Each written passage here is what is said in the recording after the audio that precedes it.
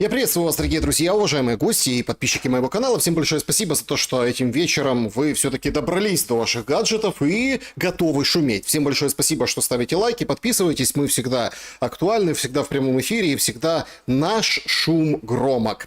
Все как всегда в формате нашего сегодняшнего эфира. В общем-то, мы будем говорить непосредственно о самом актуальном и, наверное, о том, что, в общем-то, Рубикон перейден, вот уже теперь все, теперь начинается война по-взрослому, говорит Венс, как бы вторя Трампу, томагавки обсуждаются, ну и, собственно, инфраструктурная война, которая серьезно трясет Украину, и вот теперь ответ Зеленского. Обо всем об этом и о многом, ну, скажем так, в подробностях будем сегодня шуметь и попытаемся понять, так, а что нас ждет, чего ждать, да, от вот этой фазы, вот этой горячей осени, там, черной зимы, этих угроз блэкаутов, причем и в Украине, и, я так понимаю, в ближайших границах, городах и областных центрах Российской Федерации, потому что Зеленский после вот этой дозы потужности, после Генассамблеи ООН взялся, так сказать,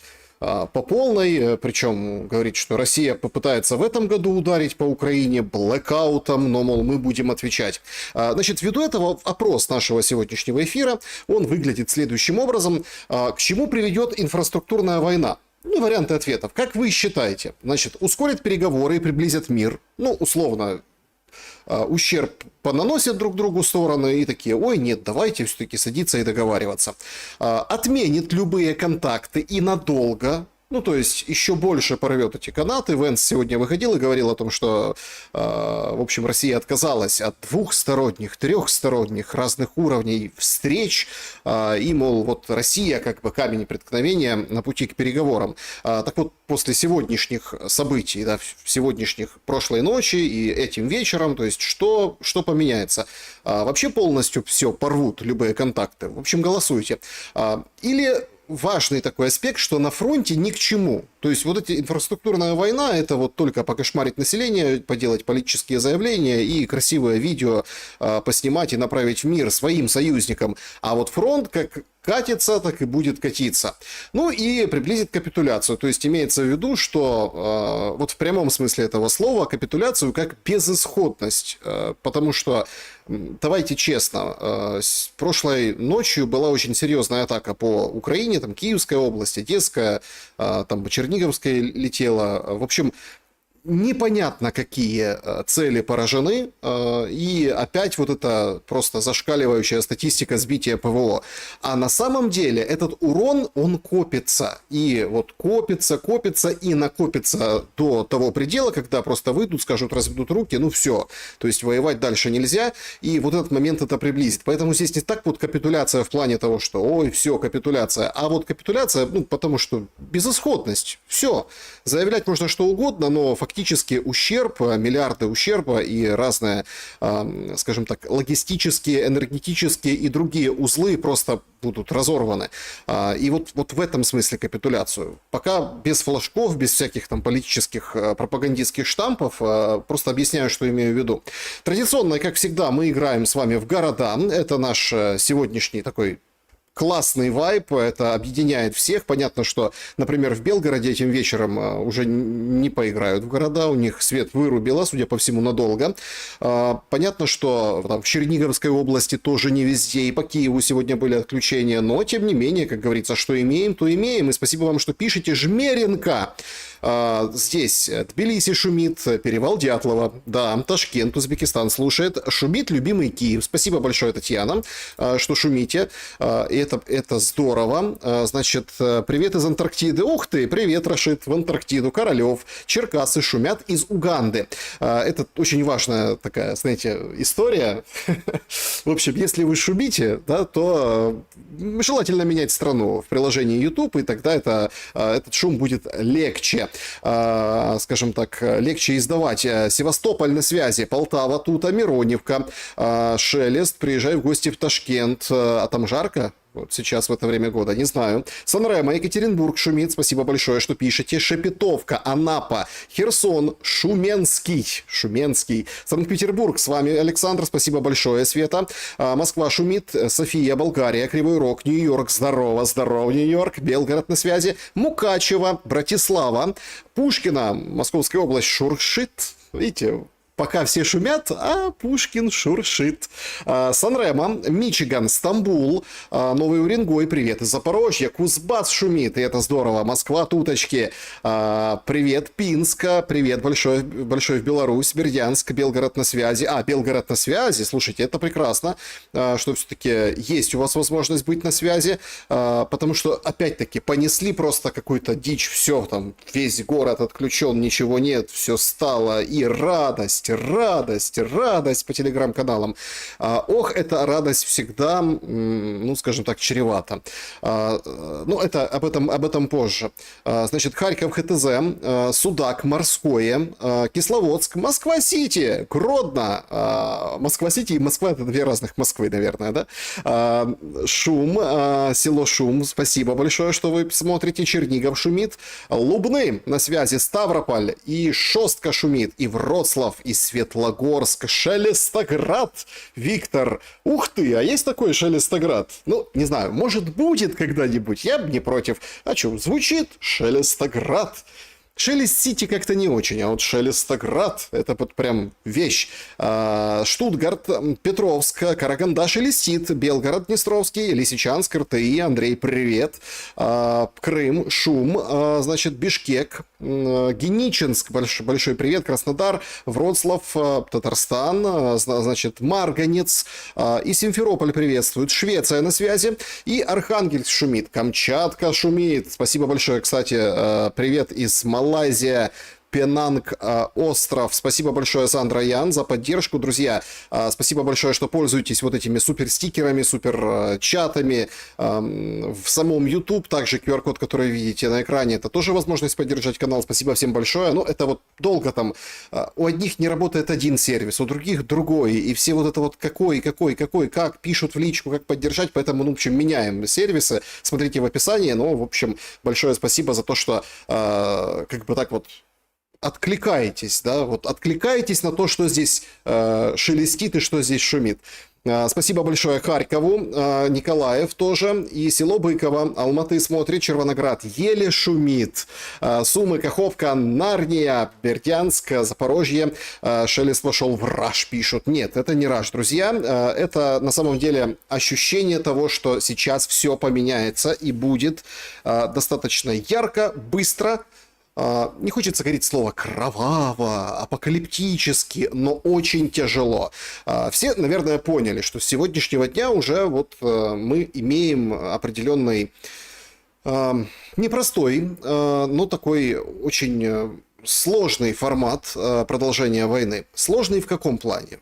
Сложный в плане воздушном и сложный в плане, ну, вот, ситуации, что называется, на земле. И, конечно, много сейчас вы найдете криков, восклицаний от «все пропало», то «мы всех победим», потому что эту лодку качнул лично Трамп.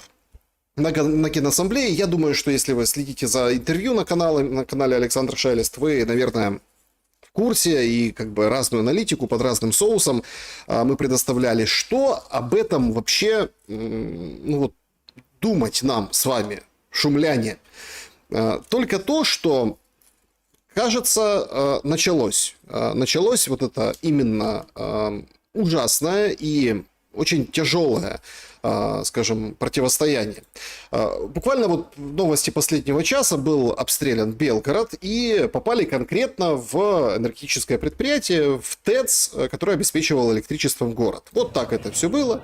То есть, видите, свет был, потом раз, и света не стало. Ну, в общем, как бы вот такая картинка приходит именно из Белгорода сейчас. Непосредственно там другие определенные, скажем так, съемки, они точно так же демонстрируют нам, что достаточно всем было неожиданно это видеть. Вот этот парень матерится, радует всех своим познанием русского нелитературного языка, и вот это конкретно ТЭЦ и конкретный прилет по инфраструктуре, который, собственно, и погасил город, достаточно большую его часть. Причем удар по Белгороду, да, вот некоторые ощущали вот таким образом. И поехали, то есть, понятно, свет начинает, собственно, пропадать и у многих отключаться. Собственно, Белгород, ну, в общем, вот такие фотографии разлетелись, это как бы вечер, уже всем понятно, что началась вот эта война, и Зеленский, собственно, исполнил свое обещание, которое он давал немножко раньше, вот буквально вчера. Росія повинна чітко знати, що цивілізовані країни відрізняються від диких тим, що вони ніколи не починають першими і не є агресорами. Але це не значить, що вони слабкі. Значит, тут же, смотрите, главное подвести философскую базу. Цивилизованные страны никогда не начинают первыми, но это не означает, что они там слабые. І не треба проявляти слабкість. Якщо погрожують блекаутом, наприклад, в столиці України, то повинні знати в Кремлі, що буде блекаут в столиці Росії. Значит, смотрите, ну, пока что блэкаута в столице России мы не видим. Понятно, что дроны полетят сейчас по всем подстанциям. Даже вот был вечером, я поймал такую тоже волну хайпа. Многие пишут о том, что обстрел Белгорода был хаотический.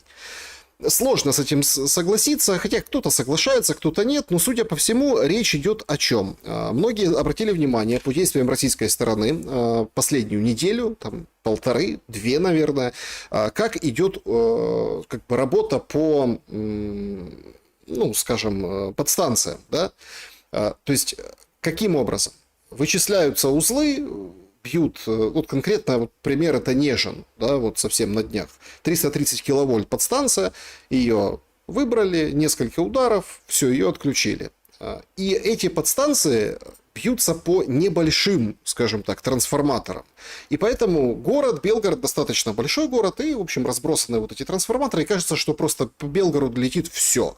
На самом деле немного не так, это конкретное обещание, и вот человек с бородой, он обещает всем ответы, мол, если Россия хочет выключить Украину от света, Украина будет отключать Россию. Москва и Киев – это для потужности. Понятно, что будут отключать там, куда достанут. Но вот вопрос в огневой мощи. Сколько мощи у одной стороны и у другой? Це, якщо коротко про ті чи інші моменти, про які ми говорили з президентом. Є деталі того, що відбувається у нас на полі бою. Ну и тут, конечно, то есть после потужного заявления начинаются детали того, что на поле боя. А вот тут уже очень интересно. Знаєте, є багато різних речей. Є програми, які використовує, наприклад, розвідка Сполучених Штатів Америки, включаючи там програми, які використовують і наші військові, Дельта тощо. Наведу вам приклад, наприклад, програми Дельта. Значит, есть некая программа Дельта, которой пользуется американская разведка, наши, имеется в виду украинские вооруженные силы. И вот он сейчас пример приведет. Это пример, вот я специально хочу начать шум, вот эту основную часть этого примера, потому что он хрестоматийный просто. Вот он хрестоматийный, послушайте. Ми бачимо, і програма фіксує, куди зайшов ворог. І вона не каже, що зайшов ДРГ. Або вона не каже, що ці військові зайшли і потім їх знищили. А может, животное какое-то забежало, а программка засветилась? Вообще, не это самое, не паникуйте. Ну, а что там, дикие животные зашли, там, кабаны, например, да, зашли, побыли, ушли, а взяла и карта в этой программке засветилась, представляете? Вона просто відмічає, куди вони зайшли. І одразу є відчуття, що це окуповано. Це не окуповано, це от така війна, на жаль. Это такая война. Смотрите, те же как смотрят на происходящее. Вот эта оккупированная территория, она не оккупированная, это война такая. Ну, зашли, их там уже уничтожили, а программе ж не расскажешь, она же, ну, железо. Там искусственный, полуискусственный интеллект у нее. Это бред какой-то, подождите. Программное обеспечение. Они зашли, зафиксировали, что зашли. А то, что они там остались, или то, что там выбили, или то, что там уничтожено, оно же не фиксирует. Поэтому не обращайте внимания, не волнуйтесь. Сюди зайшли люди, навіть якщо їх було 3-5 людей, так, їх вже знищили до вечора. А в Америці в цей момент, до вечора, вже показали президенту Трампу, що знов село окуповано в Україні. Представляете, негодяи какие? Вот как так, вот как можно работать вообще в таких условиях? Вот как можно работать? Тут зашли 3 человека, их там уничтожили, а президенту Трампу уже принесли и доложили. Ад же ж не имется им все. И вот это получается, что мы село потеряли, а мы-то не потеряли. Так це відбувається. Я хочу просто пояснити, як це відбувається. Це абсолютно, до речі, це не тільки у нього так, це і в інших лідерів Європи. І навіть у нас, в нашого суспільства. Вони бачать, ну, за там, кольором так замальовано, що отут воно окуповано. Воно не окуповано. Є присутність ворога, він буде знищений. Так, і знов-таки наші хлопці займуть відповідні позиції. Значит, по этой логике можно, в принципе... Помните, вот это сейчас вспоминают очень часто о том, что там Мариуполь не сдадим никогда, прописью никогда. Так и Мариуполь точно так же. Нет, мы уничтожим, мы перейдем, все будет нормально. Донецк, да не переживайте. Авдеевка, там вот эти все, не-не-не, Угледары, это все, это просто так на карте рисуют. На самом деле все нормально. Это не оккупированная территория. Это просто там временно вот эта программка так нарисовала. Треба зрозуміти, що це не є перевага, яку продають русські для свого населення. І продають і за кордон також. Ні, це навіть не успіх. Це тимчасові люди, тимчасові саме, тому що їх час точно закінчиться, як тільки туди відповідні кроки зроблять українські Збройні Сили. То есть это все временно. Тут не переживайте. Это все временно. А Трампу можно было на этой неделе приехать и рассказать о бешеном успехе, который добилась Украина на поле боя. Этот бешеный успех продолжается. Сегодня там очередные, скажем, временные люди зашли на какие-то территории и в направлении Днепропетровской области. И, конечно, очень временное Рубилово в Купянске происходит. 2/3 города, опять-таки, 3-5 человек заняли. То есть все как бы идет своим чередом. Но и Добропольское контрнаступление идет, ой, каким бешеным темпом, там тоже все временно. Вот так вот карта нарисовала. Вот так карта ляжет, как говорится. И это нам транслирует Зеленский. Значит, то есть, что мы от него услышали? Что Россия хочет выключить Украину от света, и мы будем выключать Россию от света. Все, началась вот эта вот война. Кто от этой войны выиграет? Кому, скажем так, будет проще и кому будет легче? Я знаю и уже там связывался с людьми в Украине, уже все, уже полетели, в общем-то, сразу еще полетели восстанавливать вот эти там, проверять генераторы, все на свете, во многих частях Украины, потому что, судя по всему, началось. Как говорится, свечки, пауэрбанки и все остальное, все возвращается вспять, потому что сейчас начнется. Этим ударом по Белгороду, как бы ответным, да, на отключение Украины от электроэнергии, мы просто увидим масштабирование подобных ударов, хотя эти удары, понятное дело, продолжаются, и, конечно, радость пользователей из Украины под украинскими патриотическими потужными пабликами, она налицо. Она говорит, вот, смотрите, и вам так, вот точно так же, такой же ответ. Проблема в том, что симметричный ответ, он может быть разных масштабов, абсолютно разных. И, многие поверили, да, вот утром, когда нам предоставили вот эту статистику. 643 цели были, так сказать, задействованы по Украине прошлой ночью. Сбили 611, 43, 11. Ёлки, это больше 95%. Это же потрясающий результат от воздушных сил. Вы же видите как? И реактивные, и 8 калибров, и Х-101, и 566 беспилотников. Все вот это вот, все сбили. Все как бы поразили. Все. Отлично. Причем это все сделали, что удивительно, и я лично вижу в этом определенный политический подтекст. Зеленскому очень нужен политический этот размен. Потому что именно сейчас, пока Трамп и Венс, который давал интервью, тепленькие, нужно как бы обострить эту атмосферу, нужно нарастить вот этот ужас и кошмар, чтобы об Украине говорили, чтобы это демонстрировалась вот эта вот тяжелейшая история обстрелов, блэкаутов. Сейчас там жуткие, конечно, скажем, жуткие вещи там идут. В общем, вот сейчас сердце женщины остановилось в укрытии во время российской атаки. В Киеве женщина не выдержала стресса и умерла в укрытии во время атаки. И таких историй будет больше, больше и больше.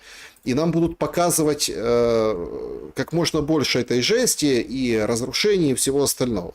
Думать не надо. Пока Трамп перечехляет вот эту лыжню, да, и вот, собственно, с Венсом делают вот такие заявления, сейчас нужно торопиться. Поэтому будут удары по российской территории, будут попытки отключить свет там, в надежде, что Россия просто сотрет там остатки ТЭЦ, распределительных станций, подстанций возле АЭС, и начнется жутчайший блэкаут. Это выгодно Зеленскому, исходя из геополитической конъюнктуры. Пока Трамп и у Трампа сейчас верят, что Россия против переговоров, да, и вот в ней проблема. Это нужно делать куй железо, пока горячо.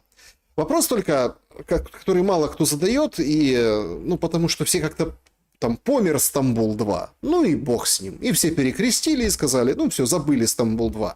Хотя так, если разобраться, двусторонний формат переговоров, да, ориентация на гуманитарную часть, да, обмен пленными, телами, отлично, но было же предложение с российской стороны, давайте политическую, военную, там, гуманитарную, такие группы, подгруппы сделаем. Отказ, то есть отказ. Так кто отказывается от переговоров и контактов?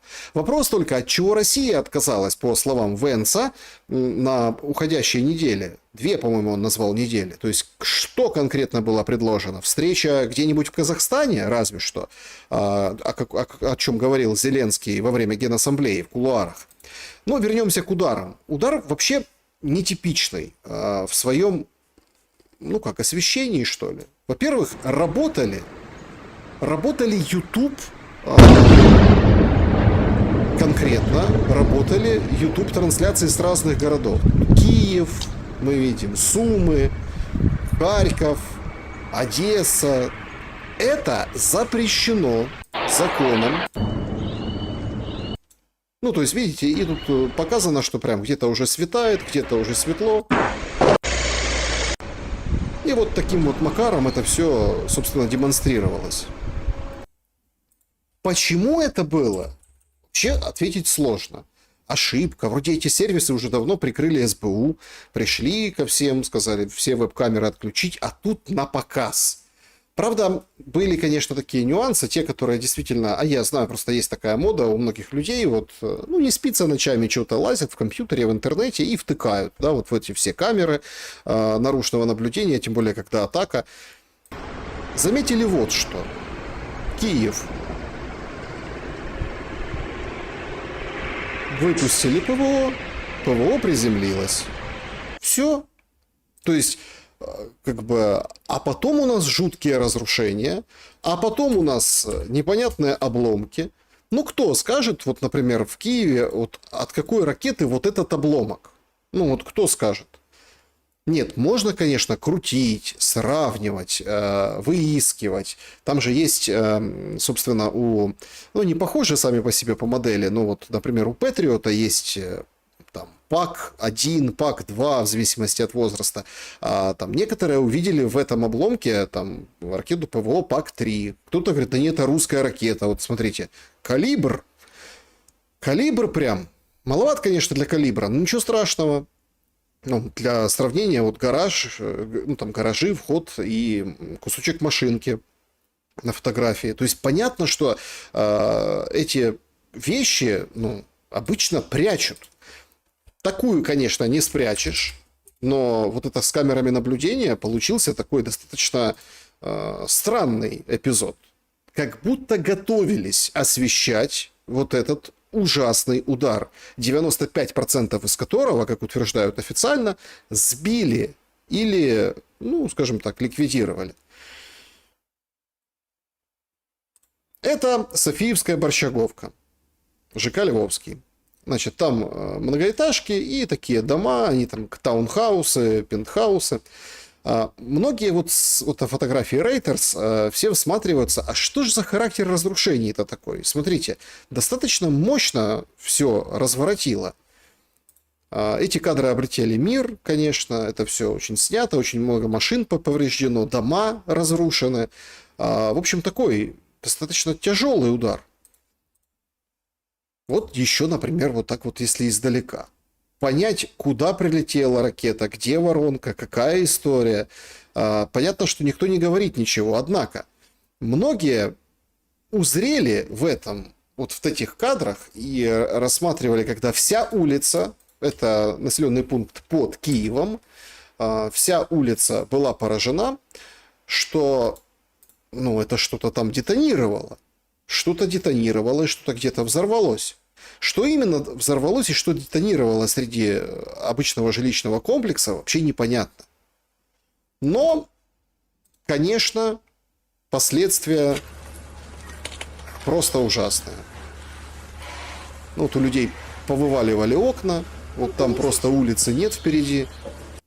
И на самом деле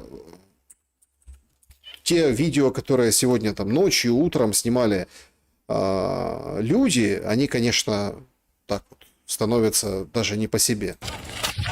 Добрий ранок всім. Сьогодні влучила частина ракети. То есть, смотрите, упала часть ракеты.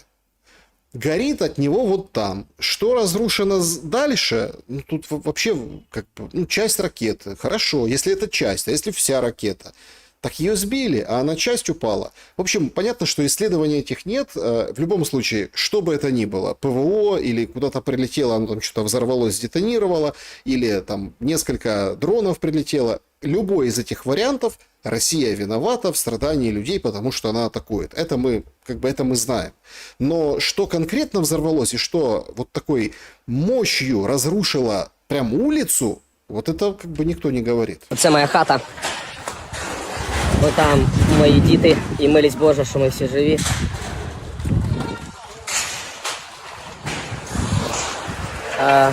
Я реально насправді щасливий, що я живий. Це така милість Божа і мої діти живі, бо ракета влучила прямо от в 4 містах, в 4 метрах, а хати немає, машини немає, 2 машин. Але діти живі і ми живі і всі цілі. Це така милість Божа.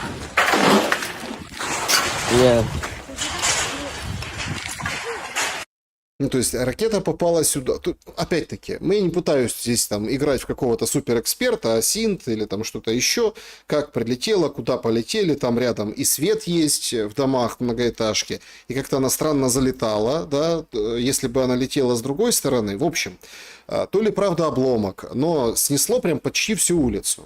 Мужчину, кстати, этого нужно поддержать, он большой молодец, потому что, да, несмотря на этот ужас, который он пережил, кстати, нормально держится.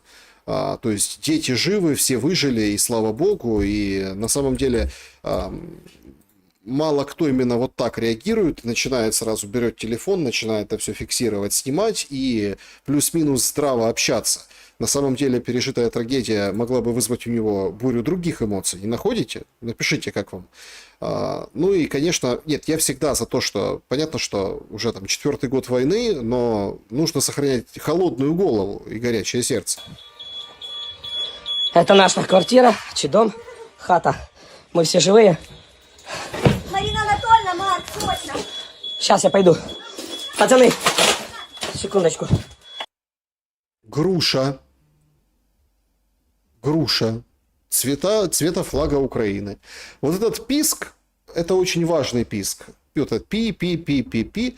Ребята, запомните, вот нужно любым способом, кто из Украины смотрит, чтобы он вам был очень знаком, этот писк.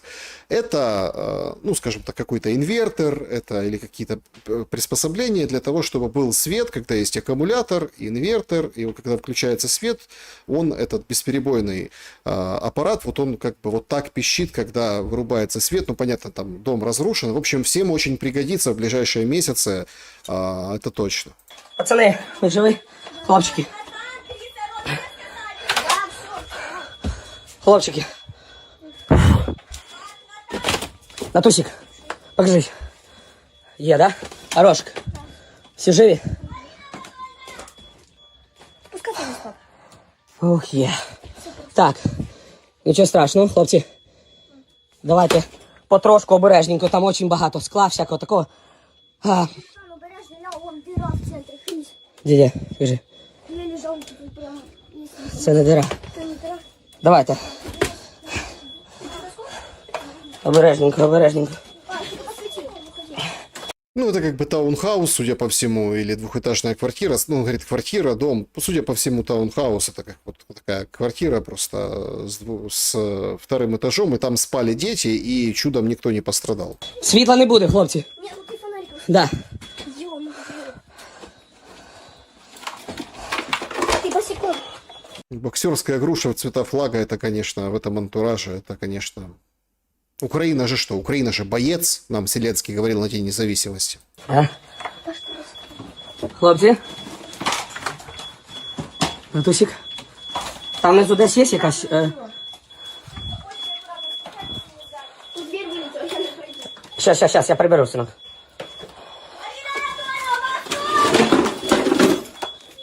Давайте до мами. Щас. Давай. Тихо, обережно. Да, вывернуло все, конечно, и дверь, и все, собственно, у людей, и на самом деле очень, как бы, тяжелейшая ситуация, и, в общем, какое-то чудо случилось конкретно в этой семье, что там никто не пострадал после вот такой атаки. Ермак тоже опубликовал видео с вот этого ЖК Львовский, вот оно такое. То есть, опять-таки, по первому кадру, ну вот смотрите, то есть, это прилетела одна ракета, или что, то есть абсолютно непонятно. То есть это вот от попадания там части ракеты, это вот такие последствия. Ну, понятно, здесь последствия. Ну і як воно на нас не прилетіло, бачите, що прямо над дитиною ця рама прилетіла, тут над нами ці рами прилетіли. Ну отак, тепер нема хати. Нет теперь хаты. Вот мужичок чего-то собирает, машину, собственно, повредило. Вот бульдозеры расчищают то, во что люди вкладывали там десятки тысяч долларов, собирали, обзаводиться жильем. Жуткая на самом деле трагедия. И тем более, что это не сам Киев, а как бы, ну, в общем, Софиевская Борчаговка. Не сказать, что там шибко элитное все, но достаточно, ну, скажем, современная и так далее. Тем более речь идет о таунхаусах. Что там могло быть, сказать сложно. Что туда прилетело, тоже сложно сказать. Но то, как это преподносится, вызывает у меня абсолютное смятение. Понятно, что нужно массированно бомбардировать медиапространство вот такими жуткими и тяжелыми кадрами. Быстренько, ну, сегодня же, кроме непосредственно туда, в Завийскую Борчаговку, сегодня там Институт кардиологии, одно из зданий, тоже пострадало. Ну, то есть обломки вынесли вот здесь дроны. Собственно, вот мы видим больница. Вот такие последствия от вот этого удара. Также в Соломенском районе конкретно пострадал дом. Там пишут о том, что это улица Гарматная. В общем, Подол и Соломенский район. Там тоже были атаки. И, конечно, там погибла девочка 12 лет. Ее звали Саша. Люди начали приносить. Дитинка в них така весела, вона дуже спортом англійською займалась, така активна, в Канаді Ну, вона це була, дом. і вони ж були за кордоном, приїхала в школу. Дуже чудове дитя, це просто шок. То есть они с семьей жили за границей, потом приехали, вернулись, и, так сказать, пошла она в школу, и, в общем, не стала этой 12-летней девочки. Трагедия жуткая, конечно, на самом деле, и без всякого. Жилые дома и так далее. Что там? Обломок, шахет, ракета, то есть... Опять-таки, нет конкретного указания. Что бы это ни было, Россия виновата, вот убивает наших детей и взрывает все на своем пути. Из той же Борщаговки, которая там каким-то чудом унес с ноги автомобиль. Полностью этот автомобиль был выгоревший сверху и прям уголек. Но вроде как все работало, фурычило, его заметили на улицах Киева, как бы он в ту сторону ехал. Не знаю, насколько он еще долго проедет. Также в Одесской области сегодня сообщили после вот этого массированного удара 100 тысяч бутылок вина. В общем-то, потери, убытки на винокурне, виноварне, в общем, на винном заводе. Ну, такие кадры непосредственно пришли сегодня оттуда. Что можно сказать? Удары жуткие, удары тяжелейшие. Удары, что называется, болезненные для людей, для экономики, для всех. Военных целей мы и не узнаем, какие они были поражены. Понятно, что там Россия заявляет, они били по одним целям, поражали там предприятия и так далее. И, судя по всему, убыток этот накапливается, без сомнения. Но вот такие элементы, собственно, да, вот элементы этой войны ужасной, они предстают и раскручиваются до максимума. Только лишь бы томагавк полетел в Кремль. Ну, например. А дальше спровоцировать Россию на какой-то такой малоадекватный ответ. То ли тактическим ядерным оружием, то ли какими-то там орешниками, то ли еще чем-то, с еще большим количеством жертв и страданий. Я в своих эфирах с разными гостями вот периодически поднимаю тему, там, а спишет ли все война? И казалось, что не спишет. Вот это воровство, вот эту коррупцию. Зеленский же, когда давал интервью на Fox News, говорит, у нас нет коррупции, посмотрите, у нас тут Европейский Союз, все контролируют, все вместе, все нормально. Но пришел тот период, когда да, спишет. Только если масштабируется, только если будет больше эта война, ярче, кровавее, жирнее. На выходных буквально вчера раскручивали тему с Запорожской атомной электростанцией. Там, мол, блэкаут, на дизель-генераторах работает станция, сама по себе там реакторы заглушенные, она не работает. Украина говорит, что ж вы не ремонтируете? Россия говорит, так мы не можем подъехать. На вашей же стороне поломка линии электропередачи. Те говорят, а мы не можем подъехать, вы бьете беспилотниками или там атакуете. И, в общем, вот такая вот возня. И там в Кремле ровно этим вопросом вчера был обеспокоен Гросси, который приехал и встречался в том числе этой проблеме. На самом деле нечто такое, что покроет все убытки, все страхи, все вот эти намеки на воровство, Зеленскому сейчас принципиально нужно. Поэтому качается тема войны с НАТО, поэтому качаются разные темы. Если это не будет, условно, там, Прибалтика, Польша, какие-то дроны в Румынию, о которых заявлял МИД вчера, российский, что, мол, смотрите, готовится провокация, Украина будет бить боевыми дронами по Румынии и скажут, что это россияне. Но этого не случилось, это Захарова заявляла, этого не случилось. Захарову, там, понятно, в украинских пабликах в очередной раз назвали всеми последними словами, но не случилось, как говорится, и слава богу. Ни Россия не запускает, как Лавров говорит, ее начальник Захаровой, что мы не будем запускать, нет никаких задач и целей атаковать НАТО, и никто этого не позволит сделать, но провокационный огонь нужен именно сейчас, потому что война подходит к такому логическому завершению своей главы. Мы сегодня, после этих ударов по инфраструктуре, жутких ударов там ночных российской стороны и вот этому ответу Зеленского, мы, по-моему, перелистнули вот эту страницу, и начинается новая глава, там, где людей будут морить холодом, голодом, и причем будут это делать в больших количествах, невзирая на границу между Россией и Украиной и где она будет пролегать. Очень опасный эпизод. Ровно так же опасно, как и выглядит Зеленский. Вот он, мне кажется, показал свое истинное лицо.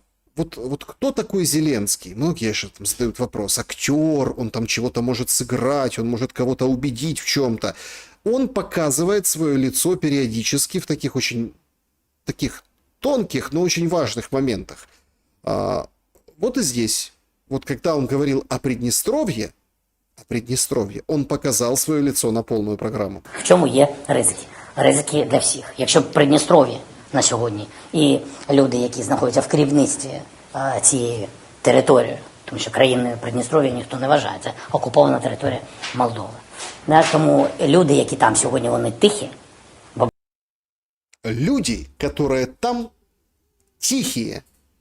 Вот смотрите, здесь очень важно вообще понимать, как он говорит о людях. Смотрите, я даже не хочу тут вдаваться там и комментировать там Приднестровье, страной никто не считает, оккупированная часть Молдовы. Это мы отправляемся вот в те, ну вот в ту Приднестровскую, ну по сравнению с этой, конечно, не войну, но тоже вот горячую точку Приднестровья, неважно. Смотрите, я сейчас о том, как Зеленский относится к людям. Говорит, эти люди, которые там тихие, бояться нас. Безумовно, бояться тільки нас. боятся только нас. Вообще, конечно, это очень интересная формулировка. А вот так, если подумать, а кого вообще боятся люди в Приднестровье? Ну вот, сегодня выборы в Молдове. Сегодня там много провокаций, там и с бюллетенями, и в одном... Ну вот конкретно в Приднестровье сделали так, что там на одном из участков не хватило бюллетеней. Ну вот нет бюллетеней. Вечер, там еще часа 4 должно идти голосование, а бюллетеней нет. Люди приходят, все, кончились, все нормально, идите.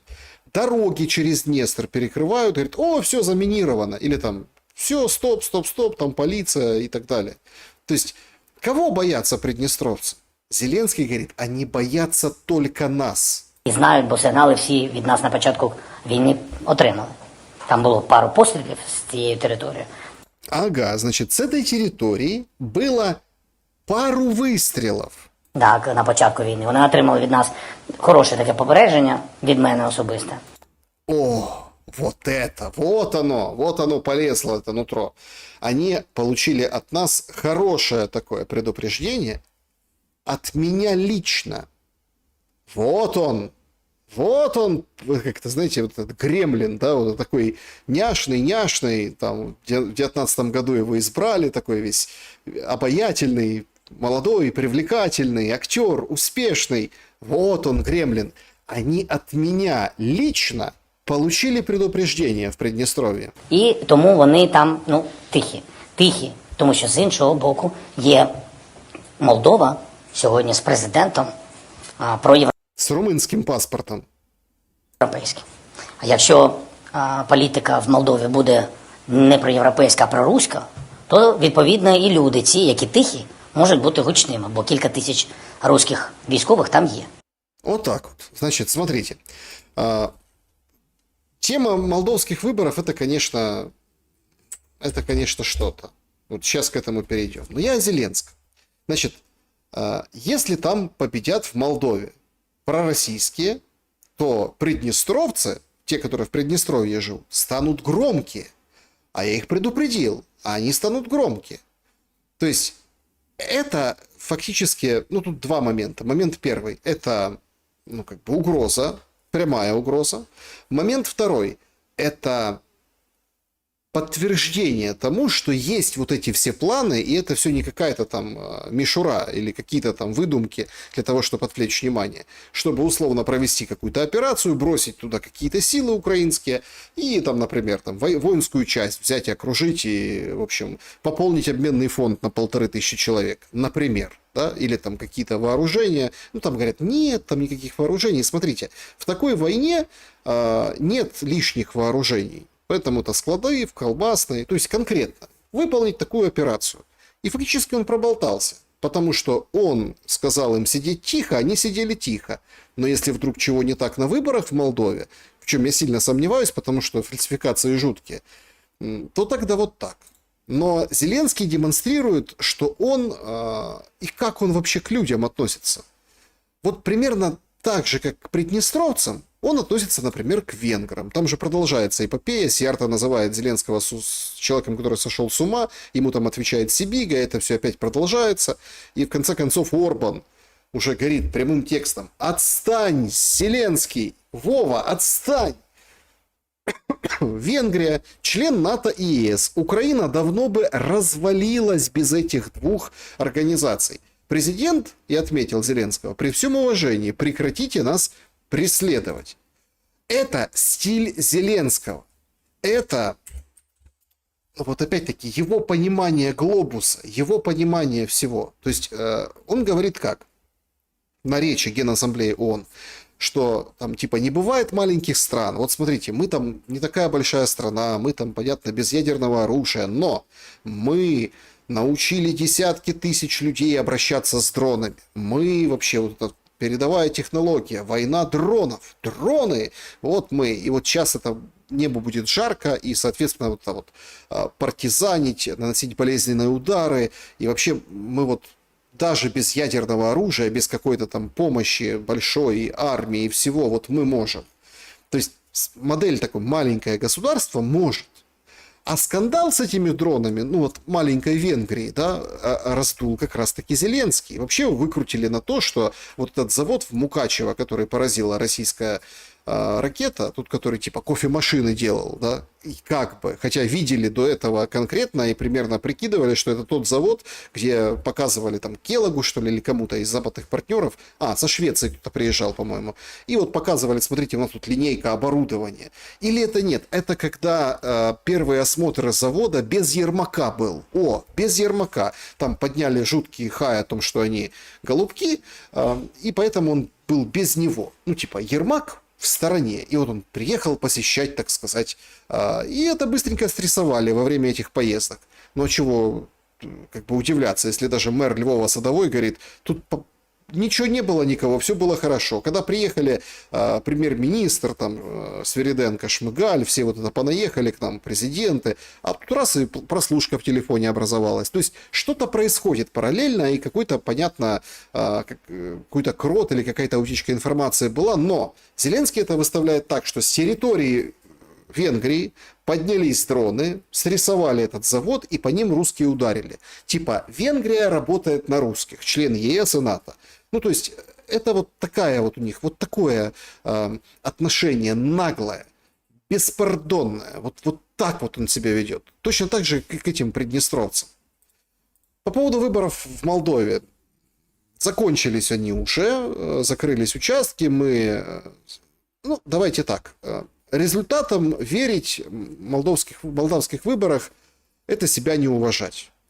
Ровно потому, что появляются, например, вот такие видео в течение дня. Uite câți idioți avem. Значит, это человек, представитель, видимо, комиссии избирательной от пропрезидентской политической силы. И вот он так говорит, вот на молдавском, вот тут субтитры, посмотрите, сколько у нас идиотов, говорит этот человек. Pentru cine votez? За кого вы Toate astea голосуете? sunt pentru blocul patrioti, idioți. Патриоты, идиоты. Și aceasta este alternativă idioților. Totul e gunoi. Ну, это все Acestea sunt мусорку. oameni obișnuiți care au votat pentru PAS. А вот те, которые за ПАС, которые там за Санту, вот да, умные, хорошие люди, вот этим бюллетеням мы положим. Suntem atât de puțini. Țara e terminată.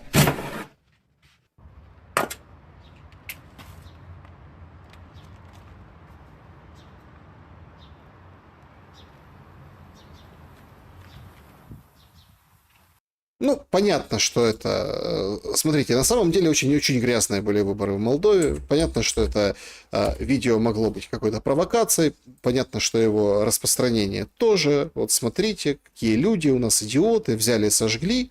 Как нас мало. Ну, конечно, мало, потому что народ хочет, видимо, другого чего-то. Поэтому, собственно, вот таким образом, вот так это все и проведено. То есть доверия к результатам выборов в парламент Молдовы сейчас нет и не будет. Потому что и Санду, которая там несколько часов назад вышла, сказала, 200 тысяч в заграничном участке молдаван проголосовали. Ух, перемога, потужно. Ну, вот это Санду, да, которая там с румынским паспортом, но которая вот проевропейский, как утверждает Зеленский политик, вот она вот, собственно, проевропейскость свою и продемонстрировала. Это Верона, Италия. Вот обычная очередь, обычные молдаване стоят себе в обычный, скажем так, избирательный участок, выездной, все в порядке.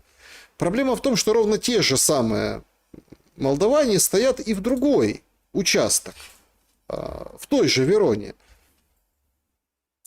Во-первых, это очень удивительно. В одной Вероне Два участка, как минимум, да?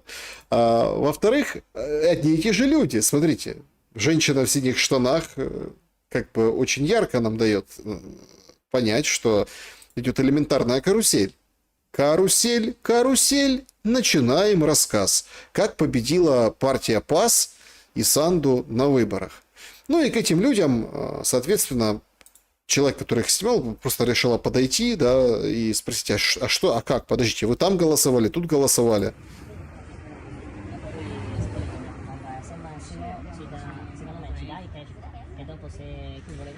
Вам filmato come ore da votați peste tot la fiecare secție? Ой, а куда вы? Даже чаю не попьете, что случилось? Ну, они быстренько ориентировались. Ну, чтоб не попасться, чтоб не сняли. Они же думали, как приедут тихонечко, там, все. Идет голосование, выборы, кандидаты молодцы, все хорошо. То есть, вот так это все. Вот так это все. Вот такой Вероной, вот там перекрытым мостом, потому что его заминировали. Приднестровцам голосовать не дают. В Россию бюллетени тоже там, но это невозможно.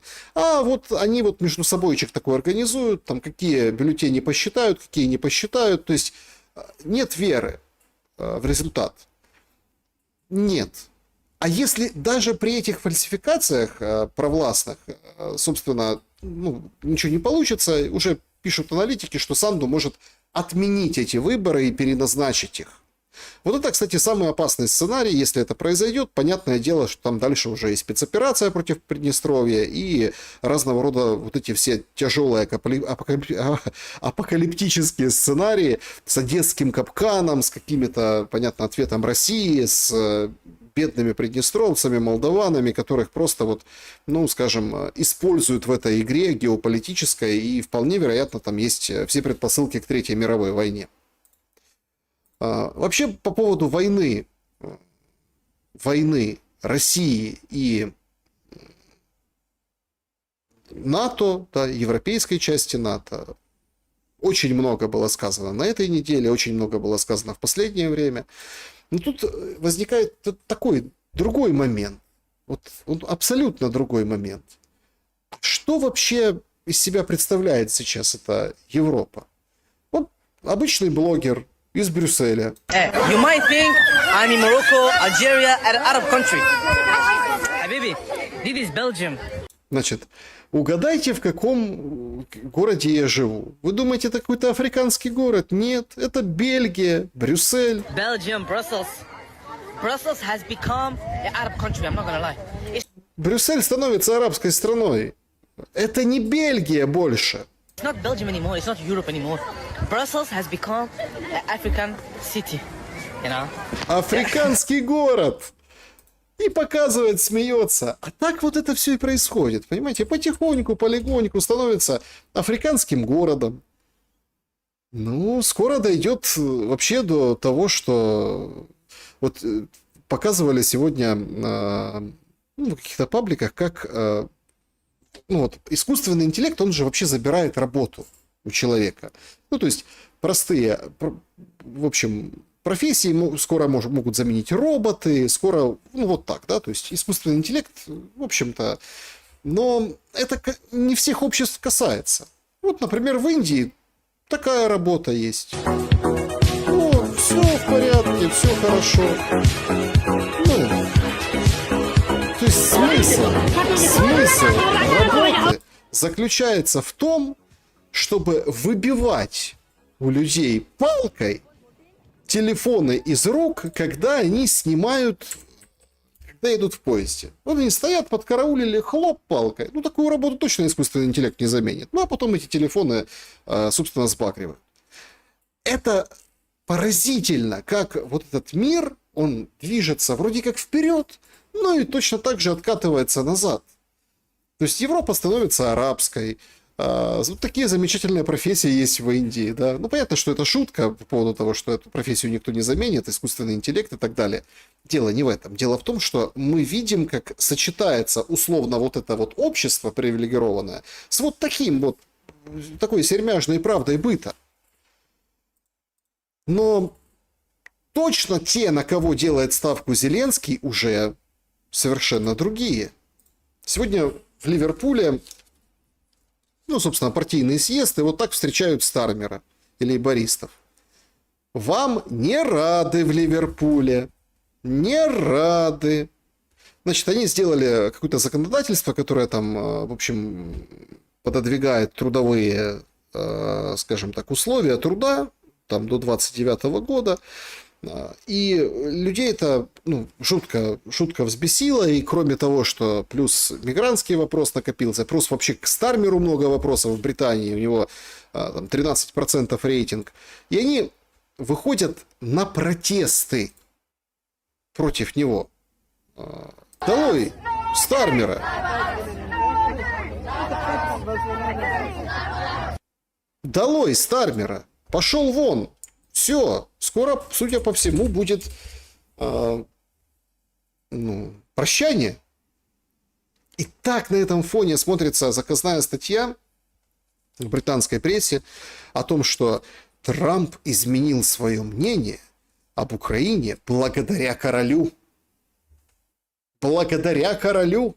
И комментирует в этой статье, кто вы думали? Ермак. Что вот Виндзоры встретились с Трампами, все им рассказали, и вот теперь Украину будут поддерживать. Какой красивый, мощный, сильный, скажем так, политический вес короны. А? А, как классно! То есть старый Карл, которого Трамп вообще вот ходил за ним следом, еле поспевал, как говорится, тряс своими пороховницами, это он его в формате частных бесед убедил поменять свое мнение. Ну вот об этом говорят. А показывают всем видом, собственно, европейские партнеры по НАТО, что ни к чему-то готовятся. Вот, например, Эстония. Абрамсы и Брэдли замечены в подвижном составе. То есть переброшена достаточно крупная партия Абрамсов и Брэдли. Понятно, там болото, да, которое там, в общем, зубы дракона, границы, Нарва, вот это все сейчас очень и очень как бы окукливается, и все чего-то ждут. Плюс Лукашенко внезапно, собственно, как бы съездил к Путину. Он всегда ездит к Путину внезапно в очень важные периоды. Я внезапно беру, конечно, здесь в кавычки. Все на самом деле очень продумано и знаково. И, судя по всему, Путин, как советовался, беседовал с Лукашенко. А что дальше? А роль Лукашенко, эти беседы и их, собственно, значимость или как предмет, да, немножко приоткрывать обществу, чем он и занимался. Болтать можно и в публичное пространство любые аферы запускать. А когда дойдет до дела, вот вы потом увидите, что они собьют и как. Значит, это ответ как бы на вопрос по поводу того, что сейчас будут сбивать над территорией России, над территорией Беларуси, то есть не дожидаясь, пока залетят какая-то цель. Дроны, вообще про дроны, там всю неделю дроны везде, по всей и Германия, и Дания, и Скандинавия, и другие страны, и, в общем, и Польша опять, а Эстония, то есть все как бы дроны, все переполошились. И, собственно, вот пришла идея, давайте сбивать там над другой территорией. Ну, вот Лукашенко, собственно, и отвечает. Ну, допустим, Беловежскую пущу, я туда часто летаю, это вот совсем на границе с Польшей, ничего, вертолет президента собьют или там какой-то военный вертолет сопровождения. Так ответ же пролетит мгновенно. Они переживают и... Вообще, конечно, странная вот эта новая мода съемки, это, похоже, вот эти вот очки, да, очки, которые снимают, то есть этот же корреспондент, он в очках, и он как бы смотрит на Лукашенко, и вот так вот он выглядит через эти очки. Такой своеобразный ход. Так вообще снимают всякие путешествия по азиатским странам разные мужчины, которые там на разных, скажем так, разным увлекаются, отдыхая по вечерам в Таиланде или в других азиатских странах. Ну, в общем, интересная мода, надо как бы запомнить. Многие будут перенимать, когда есть очки, которые там снимают на камеру, и вот так вот будут показывать Лукашенко. Пугают нас нападением на страну НАТО, это значит, они будут защищаться и чуть ли не нас нападать. А мы что будем, извините меня, сопли жевать? Поэтому это такое смелое заявление. То, что они заявили, будут сбивать, ну пусть попробуют, собьют. Или над Калининградом там собьют что-то российское. Но нам придется, не дай бог, конечно, тогда воевать на все деньги. Как в России говорят, на все деньги. Это надо? Нет. Поэтому, думаю, успокоятся, поговорят. Им надо сегодня громкие заявления, чтобы какую-то часть общества в Польше утихомирить. Но нельзя действовать подобным образом. Понятно, что Лукашенко, ну, можно прикалываться, можно не признавать, можно ерничать, но он достаточно грамотно как бы комментирует ситуацию, что им очень нужны громкие заявления. Зачем? Чтобы деньги выделили на стену дронов. То есть какая-то стена, которая перехватывает все дроны, летящие со стороны Украины, со стороны России, в общем, чтобы и, собственно, обезопаситься. На это денежки надо выделять. Выделять денежки и много. Значит, я считаю, что, понятно, он очень трезво размышляет, что это все только риторика. Потому что по делам выглядит абсолютно по-другому, и воевать никто не хочет, война никому не нужна. Но как бы войны никто не хотел, она была неизбежна. Вот в чем возникает определенный момент. А это вот Лукашенко как бы у Путина, да, там российское телевидение его снимает, вот он комментарии дает. А вот это ведь там же, да, он приглашает Зеленского поговорить, говорит о том, что есть какое-то хорошее предложение, мол, если другого не будет, ну, уже не будет другого, будет только уничтожение Украины, поэтому нужно, в общем, встречаться, и даже предложил свою кандидатуру Зеленскому, чтобы встретиться. Ну, мол, Зеленский встретится с Лукашенко, и как бы и хорошо. Многие провели параллели с Пригожиным, ведь там, ну, они не встречались, но созванивались, да, и через Лукашенко шла коммуникация, но потом все судьбу Пригожина знают, поэтому кто-то там с сарказмом, а кто-то вполне серьезно рассматривают Лукашенко как какого-то такого медиатора или посредника в этих прямых переговорах, которые, напомню, заглохли. Если сейчас обвиняют американцы российскую сторону, что это они не хотят переговоров, а об украинской, видите, молчат. Хотя украинская, ну, никаких уступок не сделала по продвижению трека Стамбула, имеется в виду двустороннего трека. Ну, в общем, война будет неизбежна или нет, будет ли она на все деньги или нет, но достаточно тревожное выступление было уже после визита в Москву Лукашенко перед, ну, там, предприятием, работниками, сотрудниками. Сказано четко, чтобы Лукашенко услышали. Извините, что вот у нас получается непраздничный такой разговор. Потому что вчера практически весь день мы сидели с Путиным и думали, как же нам выжить в это сложное время. Россия, империя огромная, богатая, несметное богатство. А сегодня думаю, как выжить вместе. Казалось бы, что там думать, все под ногами. А ничего подобного. Мир переделивают на куски. Вот рвут кусками, вот это твое, это. И начинают душить. От нас не отстанут. А я должен вас уговаривать, чтобы работали. Но неужели надо, чтобы наше поколение опять прошло через войну? Значит, тут очень понятные посылы. Значит, они... Действительно, встреча была длинная, 5 часов. Ну, в принципе, в российско-белорусских отношениях все понятно. Что они там надумали? Во-первых, формулировка, как выживать. Но с точки зрения... Вот я бы к этой формулировке не сильно бы, да, вот, скажем, приставал, вызывать, там, ну, выживать, там, да, я не, скажем так, не акцентировал на этом глаголе внимание, хотя, конечно, все это сделали, комментаторы, все в пабликах, выживать. Тут же какая история? Выживать, это немножко в культуре там русской, да, это немножко другое, да, совместно выживать, вместе выжить, вот это вот все. Тут другое интересно. Интересно то, что рвать все начинают в мире свои куски конкретные, зоны своих интересов. Рвать. Да? То есть, вполне себе вот, пресса пишет о том, что Си Цзиньпин вполне выкатит ультиматум Трампу после этого продажи ТикТока и всего остального, что, мол, друг Трамп, давай прикрывай лавочку с поставками вооружений на Тайвань. То есть, это зона наших интересов. Точно так же там Ближний Восток. Там, Трамп, конечно, вышел сегодня, написал, мы там на пороге чего-то великого на Ближнем Востоке. Где это великое? Нет, великое, конечно, да. Но когда ты истребляешь, получается, народ, выгоняешь его и потом равняешь. Нетаньяху, кстати, вот свежее заявление было, говорит, не-не-не, мы не хотим, чтобы Палестина вообще Газой владела этими территориями, то есть никакой Палестины. То, что там мир вроде как за Палестину, Нетаньяху не волнует, Трамп его там поддержит, но мы на пороге чего-то великого. Ну, посмотрим чего. Точно так же и здесь. Ну и, конечно, здесь принципиальный, важный, ключевой момент, поворотный, это Лукашенко говорит белорусам о войне. О войне, что, мол, наше поколение тоже на него припадет война.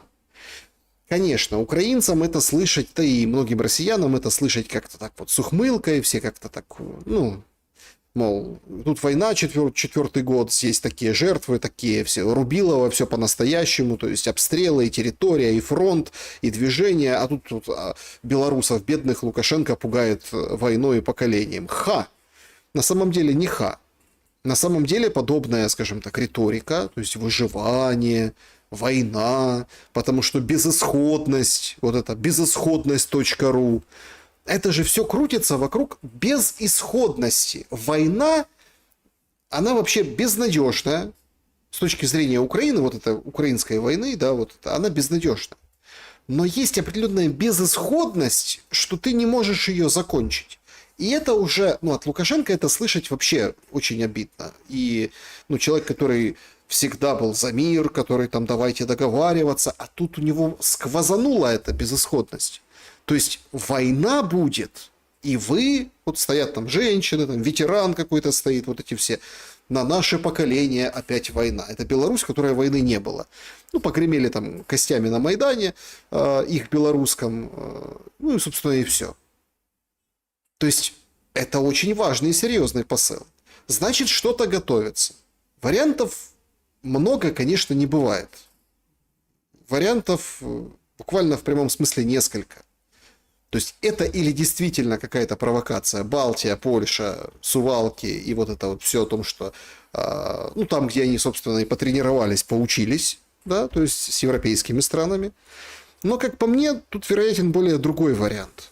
Тут вероятен вариант включения территории Беларуси вот в эту войну. Она с сегодняшнего дня, как я говорил уже в самом начале, приобрела абсолютно другой смысл. Тотального уничтожения инфраструктуры. Ну, как Зеленский говорил, вы нам срываете отопительный сезон, ну, так у вас тоже отопительный сезон. И вот это вот начнется.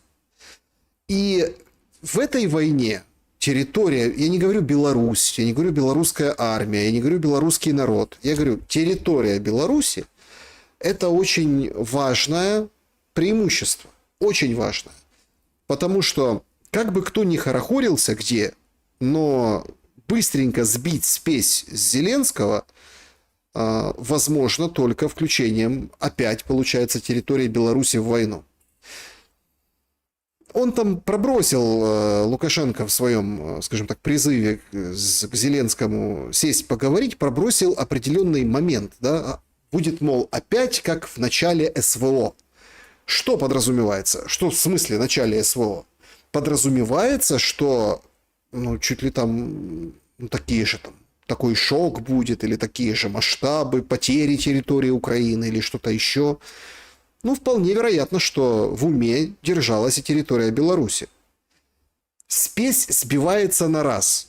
И все те, которые там приходят в комментариях, или те, которые там эксперты выступают на разных каналах, говорят, да Беларусь, да что там это, что там той Беларуси, мы ее шапками закидаем.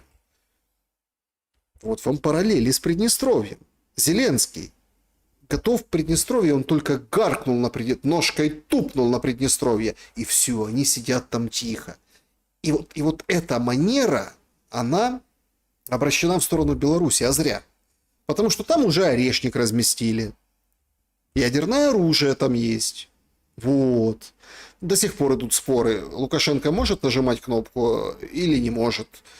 Все, конечно, говорят, нет, не может. Но мы что не знаем на 100%, потому что не пробовал же Лукашенко кнопку нажимать. Некоторые наоборот говорят, смотрите, Путин как бы так и сделает, что батька нажмет. Но опять-таки, в силу чего? Откуда будет эта угроза?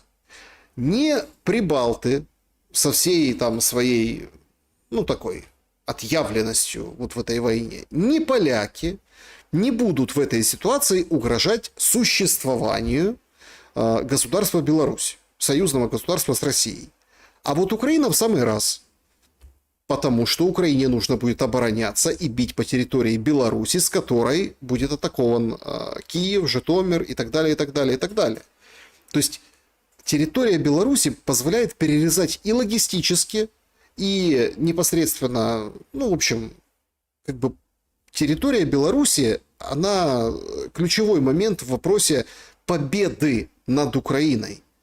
Поэтому, как бы кто там ни хорохорился и кто там перья не подымал, Беларусь, которая не в войне, это на руку Украине. Вот это 100%. Подлетное время любого оружия там считанные минуты. Не говоря уже там супер какого-то мощного. Там можно, ну, прям с реактивных систем залпового огня расстреливать столицу. Есть предположение, что эта вся инфраструктурная война, она раскрутится маховиком до той степени, что придется опять идти на Киев. То, как утюжат Черниговскую область, то, как отрезают логистику, в общем, свет выключают, то, как бьют последнюю неделю, дает нам об этом определенные намеки. В чем смысл, спросите? Вполне себе, если все пойдет слишком далеко или слишком, скажем так, огневым валом будет, ну вот не остановится на этом, а действительно сегодняшний день станет, там, мы перевернули страницу новой войны, когда будут выноситься города, мощности, электроэнергия, энергетика, логистика и так далее, то это козырь в рукаве у Путина, потому что там все договоры, там все на свете, все как бы так. А вооружение там есть. И привлечение в войну Беларуси не будет означать, что она, Беларусь, будет атакована со стороны Польши, со стороны Прибалтики. Путин уже привлек Северную Корею. Правда, в вопросе, ну вот том, в вопросе там Курской области. Ну так а Беларусь имеет точно такой же договор, и там обязательства похлеще. Поэтому эта история как бы на сладкое. И, судя по всему, если мы так видим, что так долго встречаются Путин и Лукашенко, вряд ли они там экономические вещи и сотрудничество с Америкой через Беларусь, собственно, обсуждали так долго, деньги считали. Эта встреча была о войне. Это я делаю вывод по абсолютно нетипичному заявлению для вот таких походных встреч Лукашенко с народом. Это заявление было сделано специально, чтобы его услышали. И его, судя по всему, услышали. Поэтому эта новая глава войны может быть абсолютно иной. Включить Беларусь или ее территорию непосредственно в войну. Ну и тогда все пойдет более стремительно, чем ожидается. Более стремительно. Соответственно, что в Украине? Чем отвечать на это? Конечно, мобилизацией. Конечно, мобилизацией. Вот, например, мобилизация в Днепре. Это прислал конкретно подписчик в рубрику «Колобок. Куда мы катимся» на предложку в электронную почту. Днепр. Возле сельпо происходит. Ну, вот это вот происходит возле сельпо. Значит, очень важный момент сейчас, смотрите. То есть я даже вам приближу. Я звук уберу, потому что там слово, которое не любит YouTube, ну, они так называют. Украинские военные так называют противника, например. Гражданские так называют ТЦКшников. Смотрите, девушка, ну, Днепр, да? 27 сентября. Девушка едет, видит это все. Смотрите, сколько. Раз, два, три, четыре, пять, 6, 7. Я 7 насчитал. 7? Да, 7. 7 человек. Тянут одного мужика. Девушка он снимает. И у нее выбивают телефон из рук. Просто выбивают телефон из рук.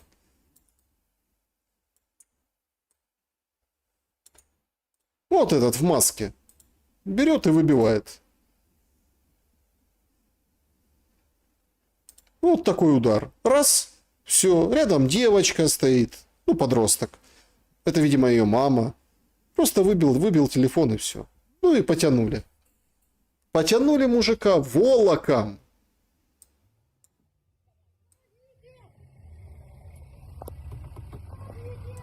Вот так вот работают люди. Вот так вот работают они, понимаете? Вот так вот. Ну и крики «помогите», и понятно. Ну хорошо, хоть телефоны выбивают, имеется в виду руками.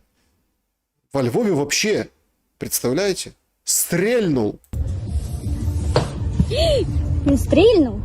Да. Пиф-паф. Ой-ой-ой. Ну тут он как бы 1 на 1 борется с будущим добровольцем, которому страну защищать. Поэтому он так взял и стрельнул. А когда всемиром, то можно не стрелять, можно, в принципе, взять и, ну, таким вот макаром поступить, физической силой победить.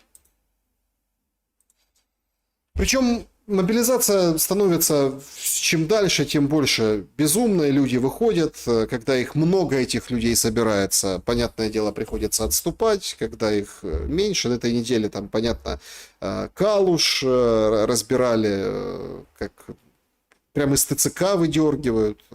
Много было опять эпизодов. Но вот этот очень интересный эпизод. Значит, на Закарпатье Иеговиста приговорили к 3 годам за отказ от мобилизации. Значит, суд отказал епископу Иеговисту в службе альтернативной, указав, что при военном положении закон этого не предусматривает.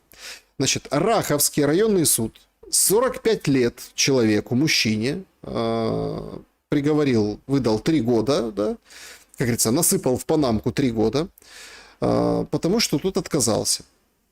Он был признан годным в декабре 24 года.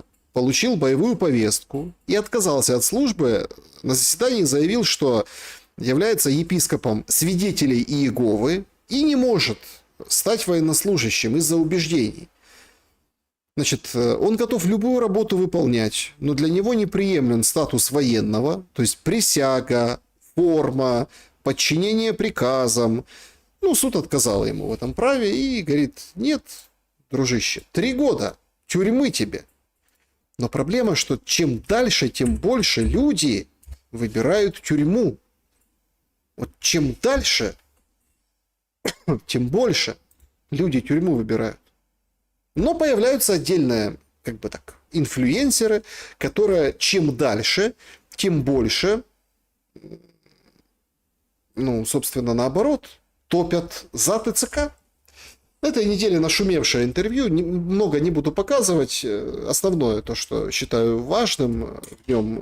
В общем, есть такой блогер, который там всех селебритис, он в Польше сидит, к нему ездят на интервью, все вот эти разные, и уехавшие, и украинские, которые могут выехать, Тимошенко. И он пригласил Мандзюк. Это та, которая с детьми оскандалилась, украинскоязычными, русскоязычными, там был скандал, мол, русскоязычных там надо бить и так далее. Это та, которая, собственно, там с Алхим ссорилась по поводу украинского языка.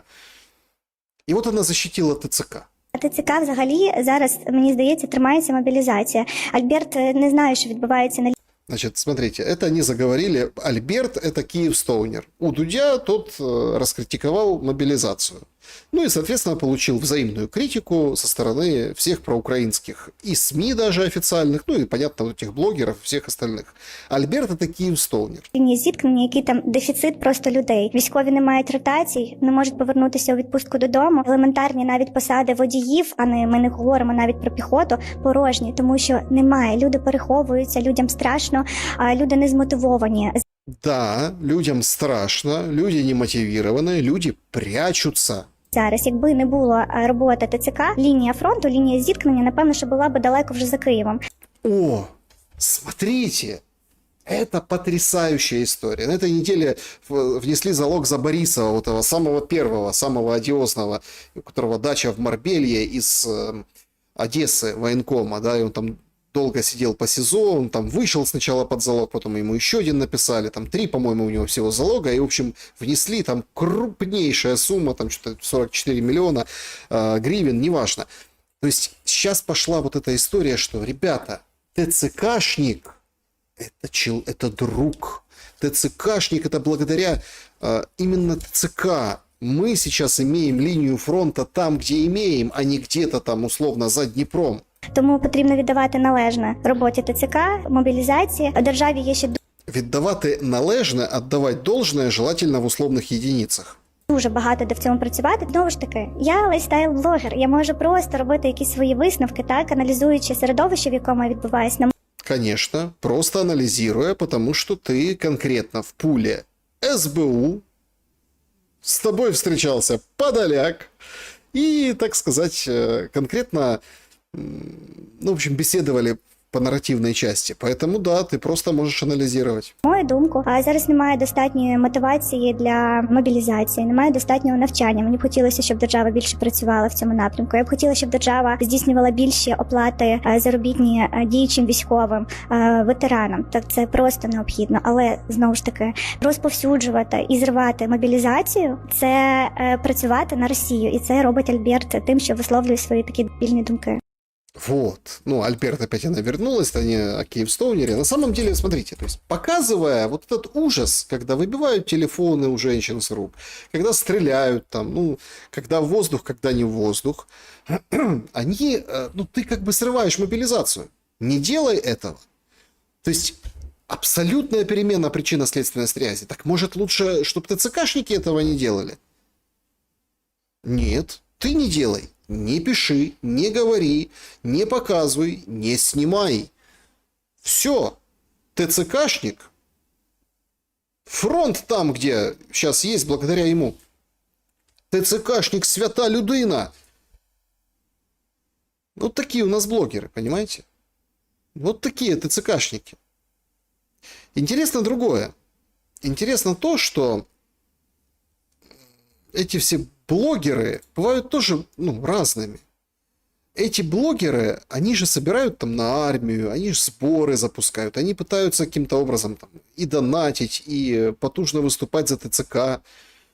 И много проблем с этими сборами выходит.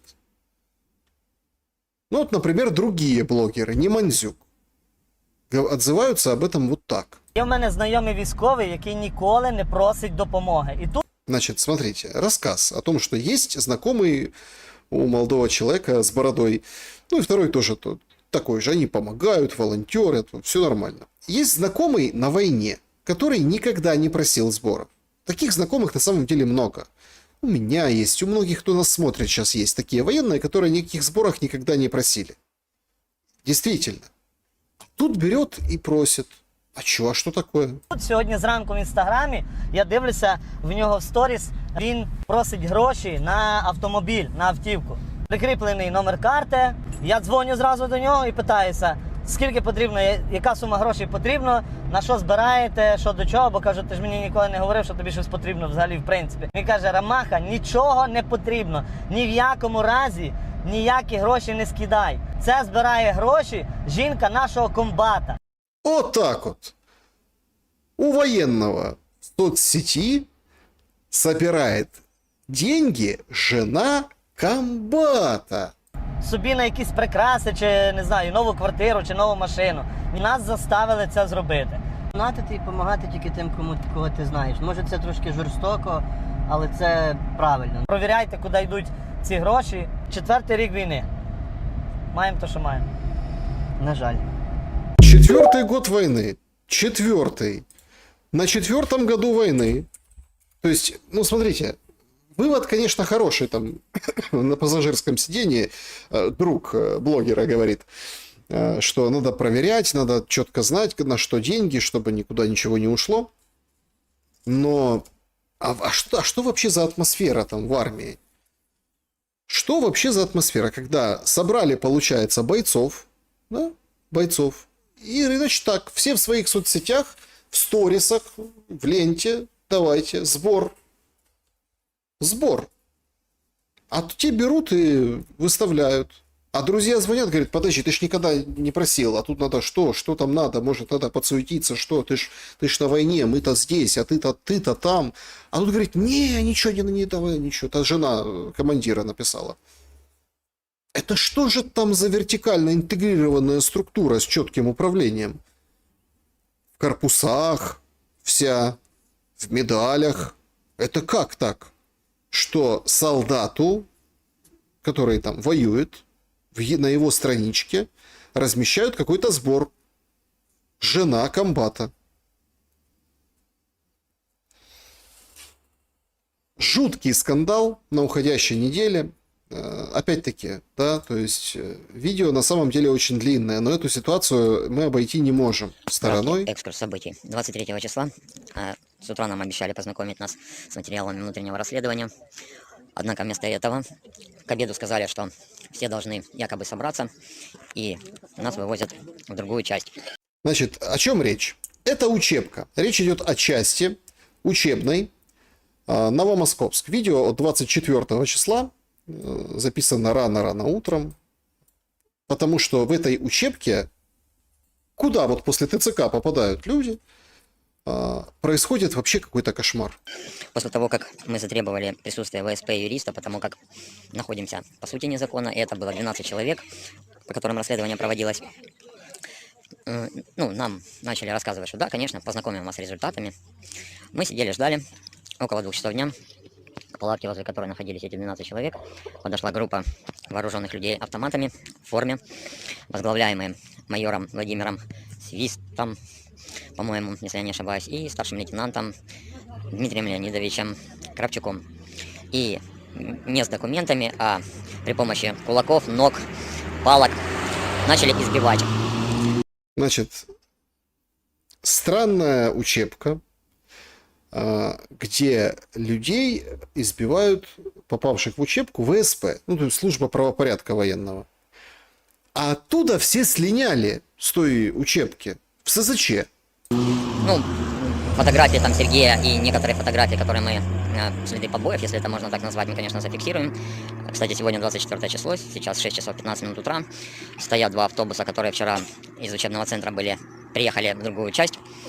Однако в другой части, изучив документы, поняли, что с учебного центра приехали не готовые люди, с документами не заполненными. И в результате нас из этой воинской части вывезли. И вот сегодня мы ночевали просто в автобусе, в одном, там вот второй там автобус стоит. Ночевали мы сами.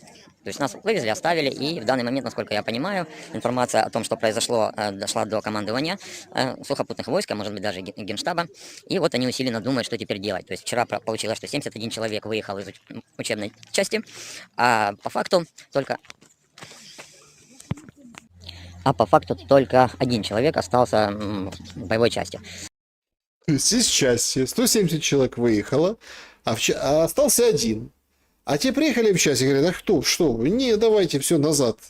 Все в шоке, куда делись люди? Какой-то ДМБ, если честно. Я не буду сейчас называть номер этой части, и, в принципе, хотел бы только сказать, выразить благодарность за то, что командиры, которые трудились на приеме вот в этой части, они очень быстро разобрались и с документами, разобрались и с состоянием людей. У людей, не прошедшие ВЛК, повторные ВЛК, то есть вот этот учебный центр, он просто скинул весь свой труд, который он не доделал, а люди не прошли первичную подготовку, то есть, вот из тех, кто там стоит, там 70 человек, на самом деле есть люди, не прошедшие подготовку, это порядка 50 человек, и порядка 20 человек, это люди, которые не принимали присягу и не имеют вообще, по сути, даже к документам никакого своего отношения к тем документам, которые были сфабрикованы и переданы в тот момент, когда людей привозили на... Смотрите, тут там завел мотор кто-то, то есть люди, да, их сунули в одну часть, говорят, не-не-не, ребята, что-то не то, ни документов, ничего, там какие-то непонятные, там дальше вот с палочкой какие-то люди, какие-то вообще не пойми кто, понимаете, 50 человек вообще не проходили подготовку, 20 человек там вообще непонятно, что с документами, вот такой учебный центр под Новомосковском попали люди, это те, которых бусифицируют, это не какие-то там барбершопные войска, это обычные мужики, которых вот так вот пропустили через сито похабнейшего учебного процесса. Подготовки, процесса подготовки. Нулевой лагерь, так называемый. Происходят, страшные вещи.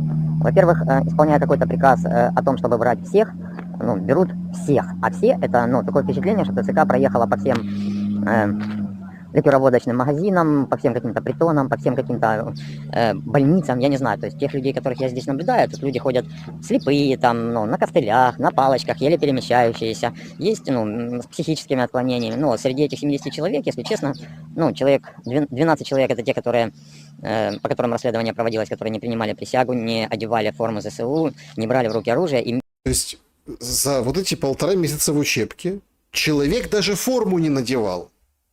Потому что сгребают всех подряд, весь шлак, скидывают на учебную центр учебный. Центры бывают, как видим, разные. Ну, собственно, вот так вот и учат солдата ВСУ.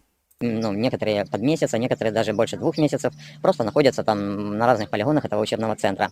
С документами учебный центр не работает, никаких возможностей коммуникации с руководством нету. Юристов мы не видели.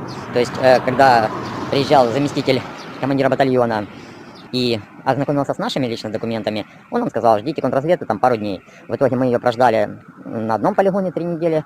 Сюда нас привезли в учебный центр. Мы и здесь несколько, ну сколько мы, получается, в четверг приехали, да, до понедельника никаких событий не происходило. А вот в понедельник, получается, ну, как я так понял, учебный центр обманул командование и просто подал список людей, которые у них присутствуют, но которые не имеют никакой возможности перейти в боевые части. Просто решили избавиться от людей, которые, ну, висят на них для прохождения ВЛК, для лечения. То есть на самом деле вот в этом моменте просто для того, чтобы, я не знаю, украсть деньги, сэкономить деньги, не заморачиваться. Ну, объяснения пока у меня нету, и это не моя задача там разбираться с этой ситуацией, но именно избавиться от людей, вот, наверное, формулировка будет точная. То есть, смотрите, собрали сброд, засунули, повозили туда-сюда. Они там как бы побыли. Потом говорят: так, все. Ой, что-то там где-то кого-то, вожжа под хвост попала кому-то. Все, по частям. И давай распределять. А там вообще не ликвид. Ну просто там, ну, не пойми кто. С палочками, деды какие-то, ханури какие-то. Какие-то, ну, беспросветные, беспробудные. Они решили на дурака избавиться от людей, отправив их в боевую бригаду. А боевая бригада оказались грамотные ребята, которые понимают, ну, кто должен защищать и в каком состоянии должны находиться люди. Еще раз им благодарность. Народ, ну, скажу так, те, кто воюет, они грамотнее тех, кто учат. А те, кто учат, они не учат. Они занимаются освоением документов, освоением болезней, ну, запугиванием людей. Ну, то, что нас избили, конечно, это крайняя точка была, которую, ну, мало того, что нас украли, привезли под автоматами полиции непонятно куда, нас обманули изначально, сказав, что юристы там будут в том месте, куда нас перевезут. Там, куда мы приехали, на нас посмотрели круглыми глазами, сказали: да нет, тут юристов, ну, не было никогда. И вернувшись через 3 недели назад, ну, нам опять начали, ну, каждый день обман на обмане, я вам сразу говорю. Вот я не знаю, как в других там военных частях, но вот туда, куда мы попали, от 1263, это, ну, неорганизованная, безадминистративная, бесхозяйственная часть и учебный центр, в котором просто изобилие нарушений по отношению к правам людей, изобилие нарушений внутри, изобилие... Даже вот командиры, которые, когда мы ездили там на Западную Украину, на тот полигон, где мы находились 3 недели, ребята-командиры там очень много обеспечений делают исключительно просто даже за свой счет. Ну, ситуация в этом вопросе крайне нелепая. Поэтому вот А1363 с руководством в лице Волоховского, ну, я командованию сухопутных войск прямым текстом говорю, это требует крайнего разбирательства, ну, очень серьезного. Все, народ, мы ждем информацию, мы ждем приезда, опять же таки, что кто-то к нам приедет, нас пообещали 8 часов еще покормить, поэтому как только кто-то приедет и будет информация, я обязательно ее запишу. Это у нас 24 числа, на утро после событий нашего избиения, да, вот у нас Сергей Владимирович. А ну что тут у нас плечики? Ну, плечики такое, да. Плечики такое. Переносит квашеное. У нас вот на ноге вот такая вот штучка, да. Вот. Это у нас один из мужчина с собственным именем Сергей, рода Величко. Вот у нас последствия избиения в учебном центре. Это делал Кравчук. Ну, в общем, и показывают они, да, как это. Вот такая учебка. Вот такая мобилизация. Получается, что там боевые бригады плюс-минус понимают, что им там кого попало не надо, да? Так это уже с учебки. А те не учат. Ну, вот это вот избивают. То есть, получается абсолютная история потужности. И нам рассказывают о том, что Украина вообще... Вот после вот этого рассказа этого человека, да, который был вот на этой неделе, вот после вот этого всего, как там звучат слова Трампа о том, что пускай идут, отвоевывают, да, пускай там на Москву идут, как Ющенко говорил. Вот это вот нормально, в принципе. Человек готов идти на Москву. Нормально присадили палками его там 2 раза. Но все должны идти и воевать. Все. Все должны. И дети должны идти воевать и готовиться воевать. Янина Соколова ответила на претензии в свой адрес. Сказали, цитую, а ви не хочете воювати, то що ви тут робите, їдьте звідси геть. Чи не переживали ви після цього морально і чи не шкодували про свої слова? Бо люди ж там склеїли про вашого сина і про це склеїли росіяни, фрагмент. Конечно, россияне, смотрите, это просто какой-то феноменальный идиотизм. Значит, она говорит, собирай там чемодан, вокзал России, уматывайте, все. Есть ролик, и она, в принципе, журналистка СТВ, эту Янину спрашивает о нем, там же сын, там же учится, там за границей, где-то что-то, вот это все. И это россияне склеили. Так не надо давать ртом произносить, изрекать то, что можно брать и клеить. Хто не бачив, друзі, як мене питають, чи готові мої діти, чи готова я як мама відправити дітей воювати, ну, діти мої ще малі, вони вчаться в школі і в середній школі. Тому, коли вони виростуть, я сказала, що вони самі скажуть. Ну, я їх виховую певним чином, тому якщо війна буде тривати, а я думаю, що вона буде довгою, то діти точно долучаться до оборони країни. Це 100% з їхнім вихованням, інакше бути не може. Ну, там був, наскільки я пам'ятаю, був хейт через те, що ви своїх дітей хочете перепитати, чи вони готові йти, а всі інші мають, типу, просто йти і все. Кожна мама має питати своїх дітей щодо їхніх планів і обговорювати, коли це станеться, як підготуватися до цього процесу. Напевно, потрібно все ж таки розжовувати частіше людям ті речі, які... Не, смотрите, людям разжевывать ничего не надо. Я понимаю, что есть там пропаганда, что есть вот это... Понимаете, вот это опять вот эта вот элитарность, вот это хуцпа прет, понимаете? Вот по отношению к людям. Люди все видят. Люди все видят. Люди попадают в неистовые, неимоверные ситуации. В Рубилово попадают. Потому что если ты останешься живой после учебного центра, вот о котором мы говорили выше, и попадешь в боевую бригаду, где плюс-минус все хоть как-то, ну, короче, организовано, да, и хоть воюют, и хоть... Может, это действительно такой вышкил, да? Это действительно вот такая учебка, чтобы ты прошел этот весь ад, адище, выжил, а в боевой бригаде тебе на фронте рай показался? У людей не надо к ним так относиться, им не надо разжевывать. Все видят, что я у своих детей спрошу, но тут же, конечно, они все пойдут.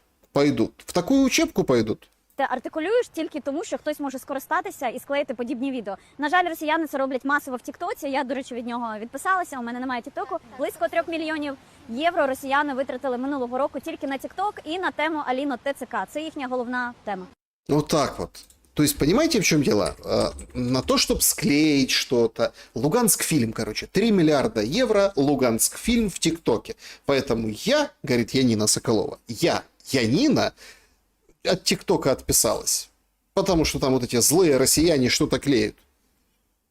Так, а вот этих мужиков пособирали по притонам, по подвалам с палочками, беззубых, вот этих вот вояк. Это тоже россияне склеили? Или это приехали, наверное, россияне в учебный центр, инструкторы ничему не учат, да, там, и побили вот этих, которых побили ТЦК, потом побили в учебном центре, потом пытались сплавить в бригаду. Бригада говорит, не, нам таких не надо. Ну, то есть это все россияне сделали, по всей видимости.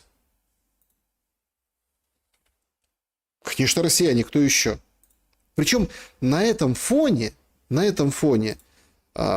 возникает какая-то вот очень интересная штука, да, то есть на этом фоне нам всем встегивают и вешают лапшу на уши о том, что, ну, в общем, Путина надо победить.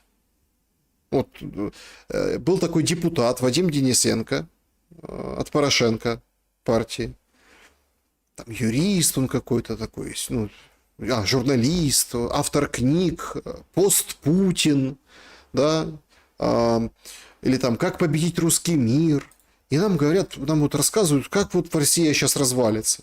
Дивіться, ситуація просто в Росії така, що питання наступника на сьогоднішній момент вони табуйоване Путіним з однієї сторони.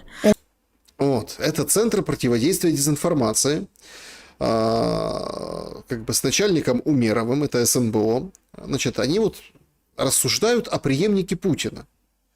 Значит, все элиты настроены на Понимаете, в чем дело? То есть тут у тебя избивают мужиков. Янина говорит, они 3 миллиарда выделили на ТикТок, на то, что дискредитировать и по теме ТЦК. Евро 3 миллиарда выделили. 4 миллиона, в общем, неважно, круглую сумму. А сами думают, как Путина скинут. Они хотят скинуть Путина, но не знают как. Про це не говорять. Ну, це заборонено. Це просто це тема, яка заборонена в Російській Федерації. Ну, ми чули всі про те, що він живе до 150 років на днях, і йому не потрібні ніякі наступники. Але в той же час вся логіка подій, всі події, які відбуваються в Росії останнім часом, перш за все пов'язані з зменшенням фінансового перга Росії, вони змушують еліти мислити і діяти в певних моментах в логіці транзиту. Значит, смотрите. То есть, они вкладывают миллионы долларов в ТикТок и в ТЦК, в Луганск фильм, но финансовый пирог России уменьшается. И все элиты должны думать в логике транзита сейчас. Тема запретная. Где-нибудь тихонько, шу-шу-шу, в туалете, где-нибудь там, да, вот не под прослушку.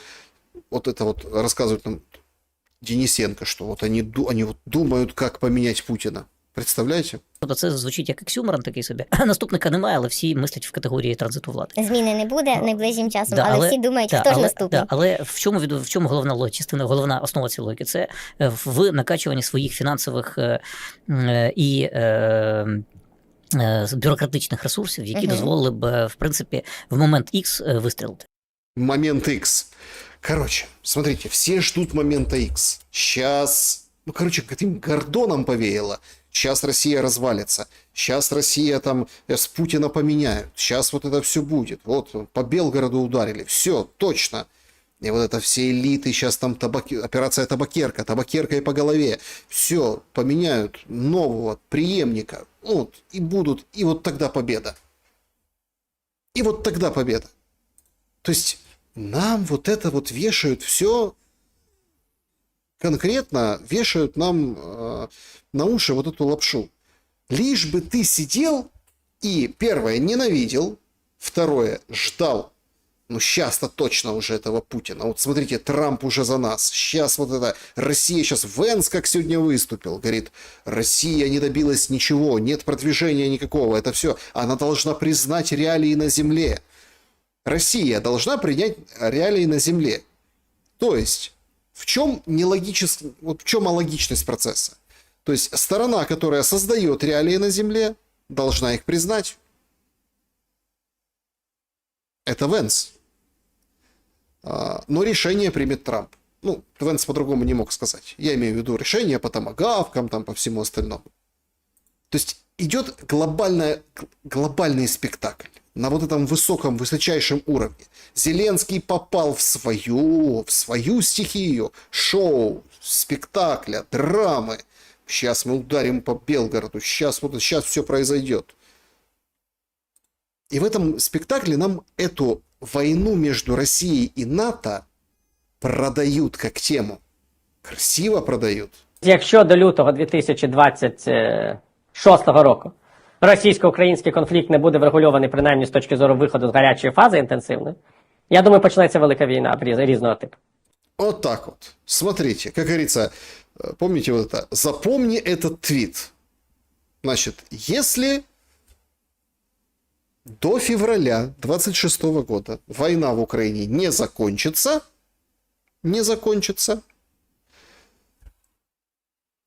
то, в общем-то, все. Будет большая война, Третья мировая, и все хорошо. ну как хорошо? Ну тогда вот будет уже другая история. Так этого же Зеленский добивается. Ну вот а как можно по-другому сказать? Когда Зеленский выходит и заявляет, там, что Россия пытается ударить по Украине блокаутом. Это вот его заявление. Вышел, сказал, а дальше, это тоже в Харькове сняли видео, то есть не буду показывать, чтобы не приписали еще чего лишнего.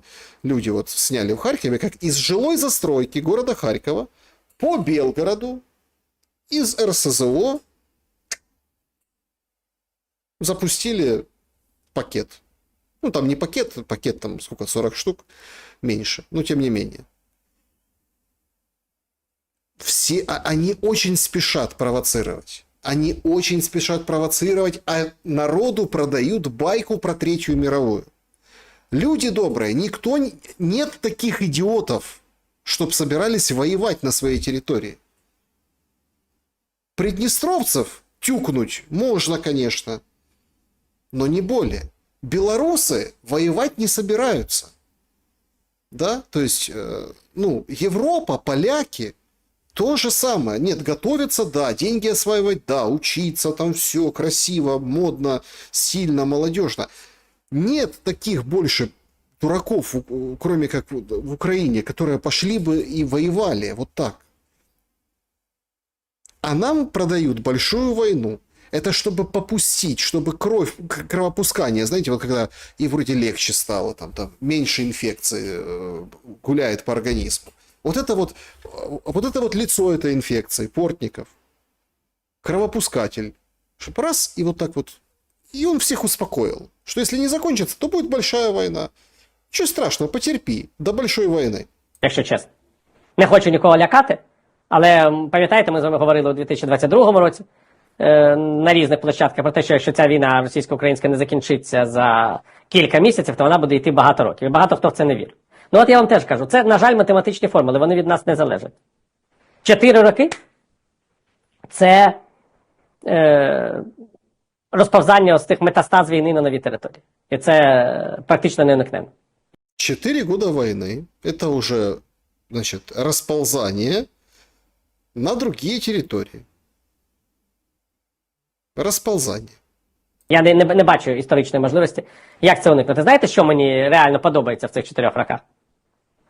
Стійкість українського суспільства. Якщо серйозно. Ну, тому що є інший історичний закон. 4 роки – це деградація і дефрагментація воюючої держави і суспільства. Запомните это лицо. Не только запомните этот вид, запомните это лицо. Деградация и дефрагментация воюющего общества. Так оно уже есть. Оно налицо. Только что он поставил диагноз украинскому обществу. Только что он это признал. И за вот этой улыбкой потужности, он говорит, что нет, украинцы держатся, все хорошо. Нормально, воюйте, все хорошо. За 4 года с вами ничего не случилось, все в порядке. Ну, це ж просто. Ми весь час хапаємося за якісь приклади, які до нас не мають ніякого відношення. Ось подивіться, які мобілізовані були фіни під час зимової війни, а які є українці, вже про війну не думають. Ходять собі по ресторанах і спортзалах, у нас проблеми з мобілізацією. Так фіни, перепрошую, 3,5 місяці воювали. 3,5 місяці була зимова війна. Ми 3,5 місяці теж були дуже мобілізовані. А що відбувається через 4 роки Великої війни? Жовтневий переворот з 17-го року в Петрограді. Революція в Німеччині. Крах Австро-Угорщини і перетворення на шматки і лахміття. Величезні демонстрації у Франції після війни. І фактична зміна урядування в цій країні. Ну, Франція ще була країною переможців, вона ще більш-менш нічого непогано вийшла. Але ось країни, які застрягли в війні, вони практично зруйнувалися. Всі 3 імперії. Що російська, що австро-угорська, що німецька. За 4 роки. Так а мы в какой были империи? Вот мы. Украина. Конечно, примеры, не подходят сейчас к Украине. Конечно, они не подойдут. Но вот империи там... Это он намекает, что Российская империя развалится, наверное. А ми зараз, я вам маю сказати, з тієї точки зору, якщо подивитися на реальну історичну перспективу країни у 4-річній війні, виглядаємо дуже добре. О, это все хорошо. Мы нормально выглядим. Не надо никого вообще. Большая война, мы готовы, мы нормально выглядим. Все хорошо. Все отлично. Люди просто у нас немножко как-то не такие. Тут вот к Мосейчук, пропагандистке Банковой, которая с 1+1, пришел Антипович из группы «Рейтинг», социолог. Ой, как интересно получается. А чё что, как это... Нам Портников говорит, что украинцы, общество нормально выглядит. А люди что, мира захотели, переговоров, как так? Запит на перемовини величезний. Поїхали, перемовини. Він геть був інший на початку війни. На початку війни ми настільки були згуртовані, що ви бачите, що 73% казали воювати до повернення Криму та Донбасу. Це другий місяць, лютий, потім березень і так далі. Але з кожним заміром, коли війна вже затягувалась, відомі 2-3 неділі закінчилися, і з кожним заміром ми дійшли до абсолютно протилежної думки. А в цілому українці поділилися на дві категорії. 2/3 українців, 60% кажуть, що потрібно шукати компроміс на переговорах, і приблизно третина говорить, що потрібно йти або до звільнення всіх територій, ну або хоча б до відновлення кордонів на 22-й рік.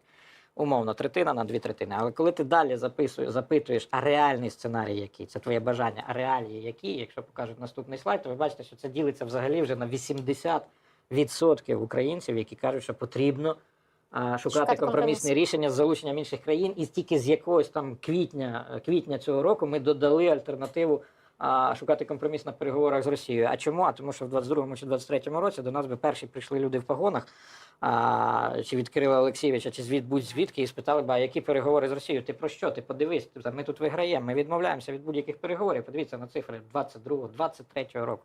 Абсолютна більшість українців за те, щоб воювати до кінця. І на сьогоднішній день 20% за прямі переговори з росіянами, 60% за переговори з іншими країнами, але для вирішення для вирішення дипломатичним шляхом. І тільки 11% реально оцінюють те, що ми можемо воювати до кінця, до звільнення своїх територій. Оце... Ну, вот такая статистика. Вообще, конечно, социология это, конечно, какой-то бред. И то, как они ее раскладывают, тоже бред. Нам вбивают в голову, что мы за переговоры, ну как бы, это инфантильная история. То есть, мы как бы за переговоры, ну вот, конечно, с другими странами. Пускай нам помогут вот эти. Ну, вот те пускай помогут. Западные какие-то, еще. Вот они помогут, и все хорошо. Очень навязываются вот эти все вещи конкретно, ну вот, украинскому обществу. Вот Запад нам поможет. Да Западу плевать. Да им все равно. С ними, во-первых, никто садиться не будет. Вся надежда только на Трампа. Трамп, видите, какие фортели выдает. Но сам отменил все траты. Все, говорит, мы поставим томагавки. Поставим это как? Это Европа даст денег, купит и отдаст в Украину. Вот такая только история. Мы там поставим патриоты. Нет, патриоты не поставим. Их нет, этих патриотов. В товарном количестве. И людям вот это вот все вешают на них. Народ, короче, не такой какой-то. Смотрите, как люди хотят переговоров. Но они как бы не совсем хотят, не совсем переговоров, немножко не то. И все обставляется в выгодном для власти свете. Более того, уже зондируется почва, что военное положение и мобилизацию, даже если война закончится, не отменят. От нардеп Костенко сьогодні вийшов. Якщо хтось там думає, що от перемир'я і відразу всі процеси повернулись там до 21-го року, і все буде так, то точно ні. Ну, наприклад, там потрібно, чи відмінять зразу воєнний стан, ну я сумніваюсь, тому що Росія, вона нікуди не дінеться. Буде залежати, як розміщені її війська. Якщо вона їх повністю виведе і відведе в глибину Росії, це одна історія. Якщо вона...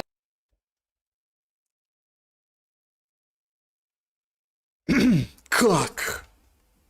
То есть, значит, это вот они каким путем хотят договориться? Дипломатическим хотят договориться, чтобы Россия взяла, отвела войска и туда вглубь России, туда за Урал, вот туда все войска. То есть Россия говорит, НАТО, не приближайся к нам, а те говорят, да уходите, и те берут и за Урал. С кем там? С Казахстаном, да, воевать за Уралом? Или с кем там? Против Китая? Туда, в ту сторону. То есть, откуда он взял сценарий, что Россия возьмет, вот Как можно договориться об этом, обо всем, чтобы Россия убрала свои войска туда далеко и вглубь? Їх залишить по лінії зіткнення, то у них 700 тисяч, то нам точно прийдеться тримати велику армію не менше 800 тисяч, а може там і 600 або 700, дивлячись, які гарантії безпеки там будуть, але велику армію. Потім, чи відміниться мобілізація, це питання досить складне. Нам потрібно було точно буде демобілізувати людей, які, наприклад, служать з перших днів. Це будуть етапи, не так, що всіх розпустили. Я впевнений, що це буде спочатку там перші 3 місяці там з березня по, я не знаю, там по вересень 22-го року, хто призвався, підуть. Але ж на їх місце треба, щоб перейшов хтось інший. Будь ласка, будуть мобілізовуватись люди, які прийдуть. Я думаю, будуть мобілізовані поранені хлопці, їх мобілізують. І це буде такий поступовий процес. І ще й все буде залежати від того, як себе буде поводити Російська Федерація. Ну, ми не можемо знову свою армію зробити 250 тисяч, як до війни. Тому, дивіться. А хто її кормить буде?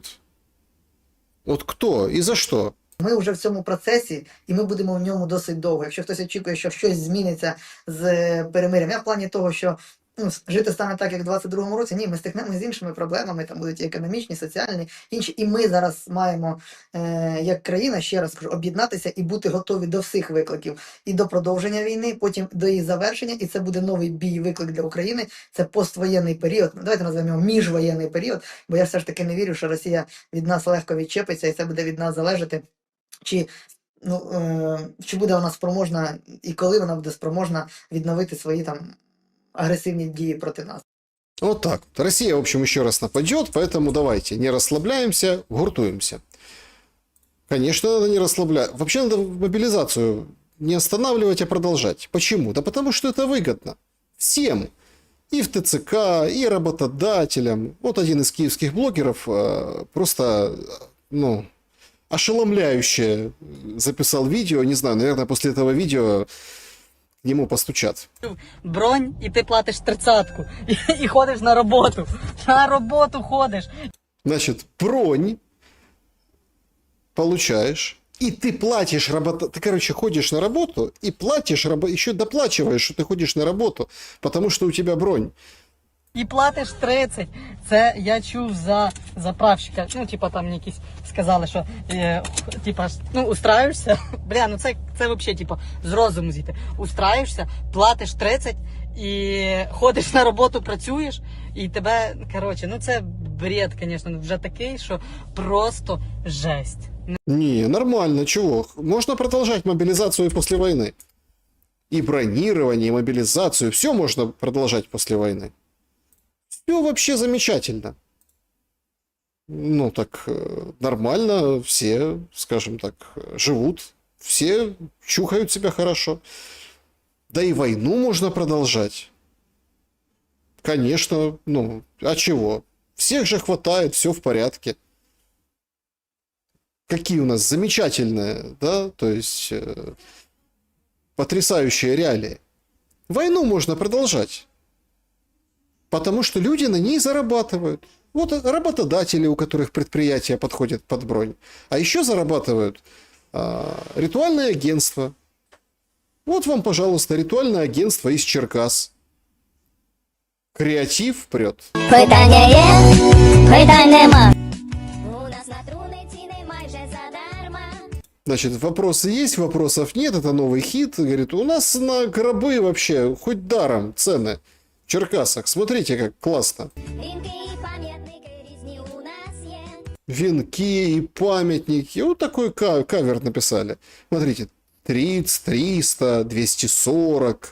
Нормальные цены. Чего? Вообще, бери, не хочу.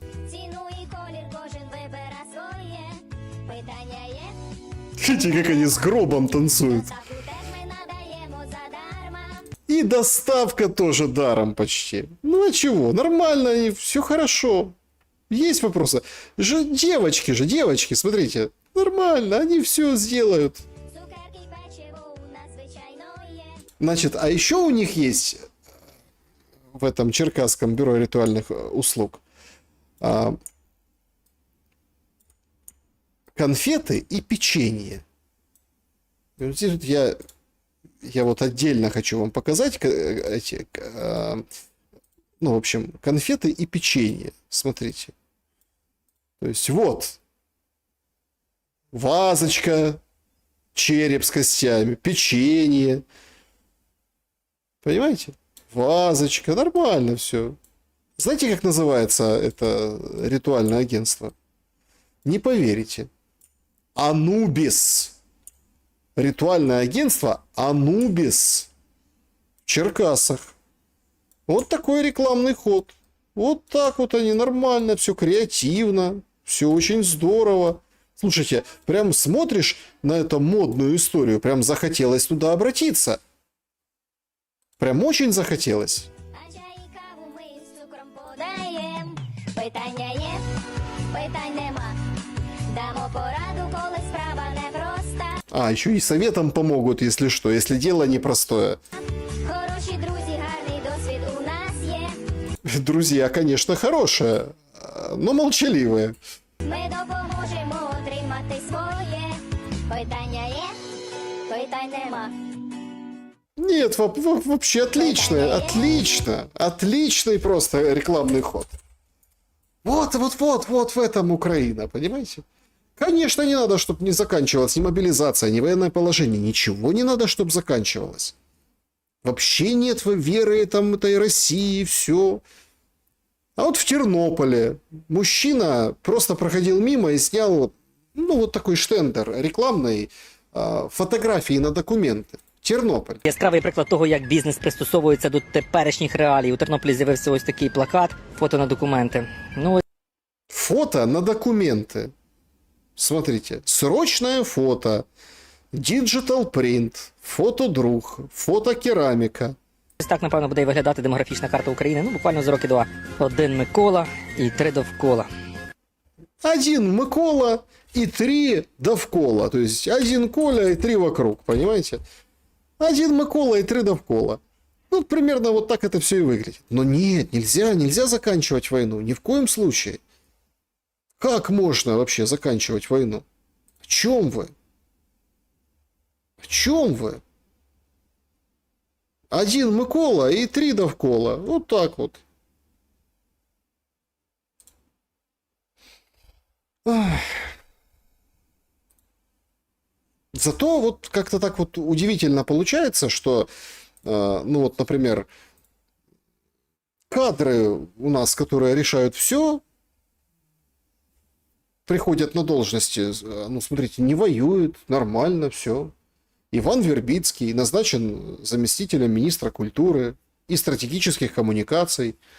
Он будет отвечать за охрану культурного наследия, развитие музеев, вывезение, в общем, вывоза, ввоза, возвращения культурных ценностей. Ну, это, типа, мощи, какие-то артефакты, значит, охраны. Вербицкий, открытый гей, сообщает нам Суспільна культура. Он сделал каминг-аут в июне 2019 года. Он активно занимается защитой ЛГБТК+. Вот такие, нормально. Я считаю, потрясающе. Вот там подборочка его, вот он, Вербицкий, громадская организация, с плакатом, как я объясню ребенку, что два дяди целуются, зачеркнуто, мы уничтожаем планету, все, там, Киев Прайд, я поддерживаю Киев Прайд, нормальный замминистра культуры. Прекрасные кадры, замечательные кадры. Просто неимоверно круто. Конечно, у нас будут 1 Микола и 3 довкола, а 3, наверное, вот таких вербицких. Может, это пополнение как бы немножко расширит горизонты, в том числе и первых лиц этого государства в культурной плоскости. Нет, ну говорят, что эти люди, представители этого движения, этой ориентации, они, как бы, да, они, ну как, они разбираются в культуре. А вот первая леди не очень. Вот, пожалуйста, за Телеграф публикует материал. Зеленского жена критикует Королевскую оперу за российское сопрано. Речь идет о Нетребко, которая там сколько уже лет не живет, там с 15-го года. Вообще, ну, она просто российская оперная певица. Это та Нетребко, из-за которой и Залужного послали, и первую леди послали, и все равно ее концерт дали, и все равно она выступила. И все равно, собственно, ее защитили. Потому что компания не сработала. Украинская компания, Залужный, Зеленская. И это где? В Лондоне, в стране-сюзерене. Королевская опера не повелась, а все остальные должны вестись на вот таких замминистров культуры. Потому что так модно. Открытый должен быть, не закрытый. Активный, не пассивный. Ну, раз уж о кадрах заговорили сегодня, еще один такой, ну не то что каминг-аут, а камбэк скорее произошел в медийном поле. Появился Тигибко. Материалы о нем, слушайте. Тигибко, смотрите, как живой. Вышел и на танке поездил, и с солдатиком его обед разделил. Ну и, конечно, многие о нем вспомнили, и о его Приватбанке, и обо всем на свете, и говорят, к чему бы это? Ну не к дождю же Тигибко выполз. Вроде как сообщают, что закрыли вроде как вот эту всю калитку или форточку проведения выборов, а Тигибко, ну, материал проплачен, что пропадать? Видите, как красиво? Замечательно. Сразу вспомнил о Тигибко, есть такой тоже громадский и майданный Роман Скрипин, говорит, кто вытащил этого дядю в публичное пространство, обтрусил от нафталина и давай юзать, как старого засушенного леща, потому что кого другого? Бойко, ксерокопия Гриценко, идет за ним, как за улиткой тянется нефтяной след от вышек, а за Гриценком раздолбанное Министерство обороны, потому он первый, кто непроходной. Левочкин, этот вообще и умрет молодым, никогда не подставляется и на человека подобную ерунду не будет пороть. Прохаванный Левочкин, а все остальные смылись, вытянули вот Сергея Хаттабыча. Все прекрасно в биографии. Приватбанк, родился он в современной Молдове, это Драгонешть. И да, он баллотировался в президенты в 2010 году. Но это чисто инфо-цыганство, пишет Скрипин. Был такой прикол в СССР. Цыгане делали из сахара леденцы, плавили сахар, заливали в форму, вставляли палочку, себестоимость копеек 5, продавали по рублю. Это про Тигибко. Ничего себе маржинальность, и где тебя вытащил, и кто? Викторина. Под глазами просто мешки с золотом. Жена оттуда вытаскивает деньги на Одесский международный кинофестиваль. Берут интервью молодого политика Forbes. В общем, хорошо, что не шаржисты из журнала «Перец». В общем, вылизывают Сергею, что он даже пукнуть не может, потому что качественно. В общем, иди сюда, кастрюля с мясом. Это комментарий Скрипина по поводу появления публичного Тигибко, в котором все видят угрозу. Вообще у них, у этих грантоедов, соросят и вот этих всех майданных кастрюль с мясом, или без мяса уже, потому что прикрывают это все дело, ну вот уже в Соединенных Штатах Америки, у них вот прям рефлекс, у них прям слюноотделение на таких людей. Слюноотделение. Тигибко. Все, вы что? Но появление такого персонажа, как Тигибко, при всем к нему неоднозначном отношении, это все равно поиск хоть какой-то надежды. Хоть какой-то надежды на что-то. И кто-то, может, кого-то, кто помнит, как было жить без войны. Без войны. Потому что нам кого, собственно, лепят? Кого тулят? Порошенко. Ну что, Порошенко не нафталин. Не нафталин. Ему вот 60 исполнилось на этой неделе. Торт резал. Заходження авіаносця Петро Порошенко в територіальні води України. Значит, они ему на 60 лет торт в виде авианосца сделали. Назвали торт, ну, как авианосец Петро Порошенко. И он говорит, заходит в воды Украины. Ну, вот этот мемчик. Порошенко с ножом.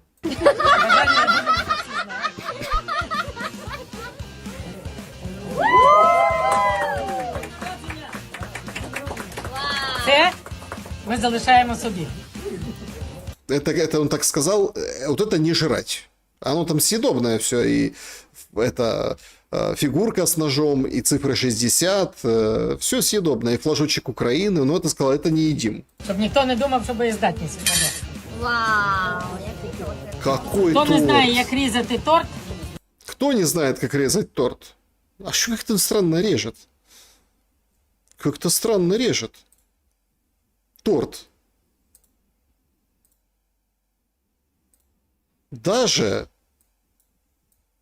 тому, как он странно режет торт, удивился Серненко. Говорит, ну кто так нож держит? Публиковал вот эту историю. Ну, правда, как-то странно он его режет. Ну, видимо, непривычно Порошенко резать торт. Ну, да ладно. треба пройти стажування на Рошені. Так трусив, що це ж потім.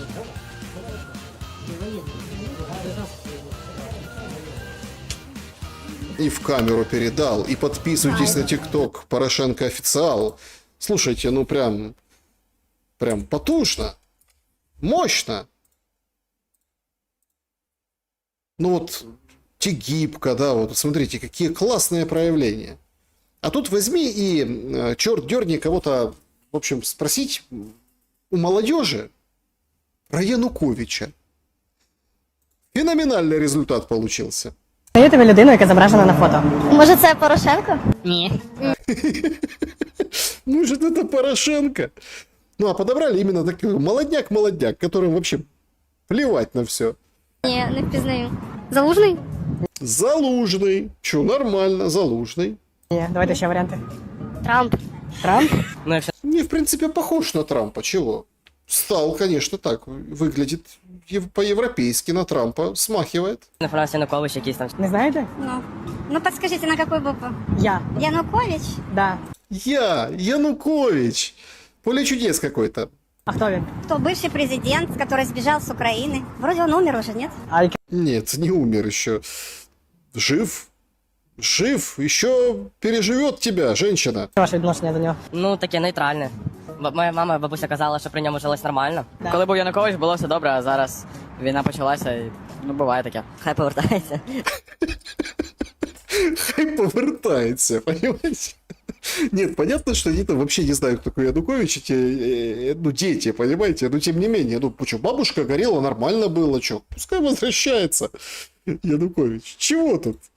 Ну, по поводу внешнего вида, сегодня тоже всех очень порадовал еще один мастодонт украинской политики, который ухаживает за собой, Коля Тищенко, Коля Котлета.